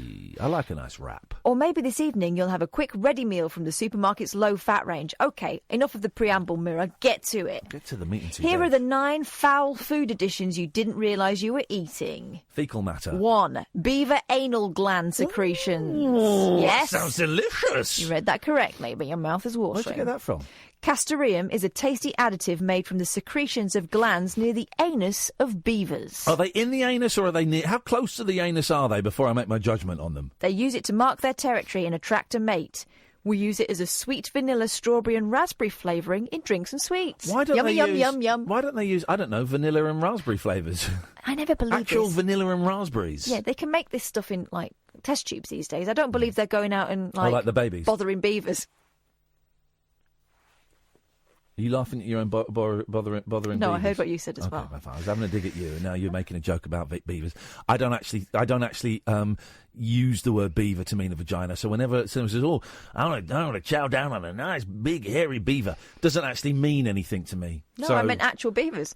Oh, it's not really a good still way doing to it. mass produce a flavouring, is it? To go and have to puggle a beaver's bum.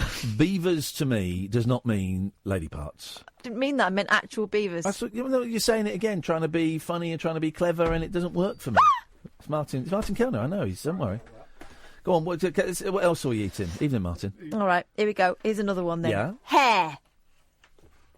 L-cysteine is an amino acid and the building blocks of your hair. The building blocks? The building blocks. The building blocks? The building blocks. But it's also used to extend the shelf life of many bread-based products, including... Bread. Your Friday night pizza. Oh, so you're saying there's clever hair in our boys. pizza. OK, yes.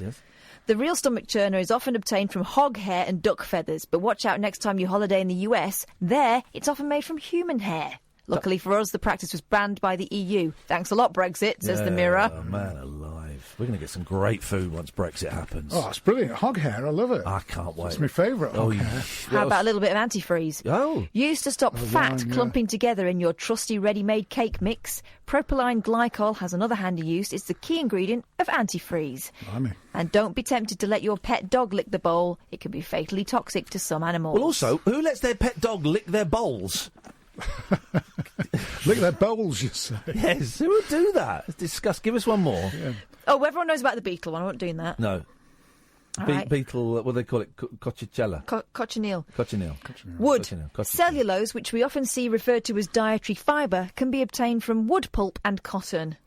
Helps manufacturers to pad out foods like packaged bread. What's wrong with making food with, I don't know, ingredients and flavour and proper ingredients? Good old-fashioned frazzles. Yeah. Oh, yeah. Frazzles and cup of soup. So frazzles dipped in sour cream and chive dip. Yeah, it lovely. Works. Shouldn't work. I don't think you can beat a wheat crunchy. No. I tell you what. Or Tesco value minestrone cup of soup. Do you remember the fish and chips crisps? Yes, I do. After swimming, You can still get them fish and chips. Can you? Yeah, they're like the sort of little maize-based. Oh, do you know what? We had boxes of them here, but it was We fish did. and chips with like Indian flavour, curry flavour. What it There are all Marmite sorts or of something? flavours, yeah. Was it what? I think Marmite flavour. It was something like that. Something. Oh no, Worcester sauce. That was it, Worcester sauce. Martin Kellner's here. Hello. Put that cup yes. down. You know, Yes, I will. you're not Sorry. going to sup on that now. Sorry, my apologies. Tell us what's happening on your show tonight, please. Well, it's star time on the show tonight. We've got not only Mike Reed, former Radio 1 breakfast show Gave me my DJ. first ever pork pie. Did he really? That's a true story. About 5 years ago, gave me my first ever pork pie, yeah. Well, there you are. Yeah. We'll be talking about that, major feature about Please the pork do, yes. pie that he gave you. So, no, he's into the blue plaques. You know, the blue plaques. He thinks there are too many, There's too doesn't many, he? yeah. Yeah. So we'll talk to him about that. Yeah. We've also got Alan Parsons on. Oh, Alan Parsons Project. Of the Alan Parsons Project, of course, which was referenced in one of those Austin Powers movies. Yeah, Remember, yeah, of the course, Austin yeah. Powers did that. Yes. But he's talking about the fact that he engineered he didn't engineer, he was sort of second banana on Abbey Road. The guy who was the engineer on Abbey Road, Jeff Emerick, he's died. who died this week. Very so sad. we're talking, and Alan Parsons was his, he was Alan Parsons' mentor. Did Alan Parsons ever finish that project? Did he complete it? Are the results in from Still that going project? on, the It's Alan still going, Parsons is it? project, yes. We're over for the results any day now. He's got to hand that in. Surely it's got to be done by now. You'd have thought so. Yeah, yeah. He's making all sorts of excuses. It was sad about Jeff Emerick, and you kind of one of those names that actually not many people know unless they're really clued up on Beatles, and also he went on to produce loads of stuff as well. He kind of famously left during the White Album because he just couldn't handle them arguing anymore. That's true. And Yoko Ono took one of George Harrison's biscuits. And he was, George Harrison went absolutely bananas. As you would do, yeah. And that's what split the Beatles. It was bourbons. It was a digestive, actually. Oh, was it? Yeah, it was. There's a lovely, I think it's a 7-disc White it's Album just come out, box hasn't set. It's coming out in November. I've ordered it. I'm going to dive into that. How's that? A couple of £100? I think it is. No, it's about 110, 115. It's not. It's actually quite reasonable. It's buyable. Yeah, it's on the right side. It wouldn't break up a marriage. Would No, it? because some of those Dylan box sets they can be like 200-300 quid. No. It's about 120 quid. It's all right. It's all right. Vinyl, CD, a bit CD, of both. CD. I think you can get a vinyl expanded edition, but this is CD. I don't want new vinyl. I'll have old vinyl and new CDs. Yeah. Fair enough. Anything else? Yes, lots of stuff.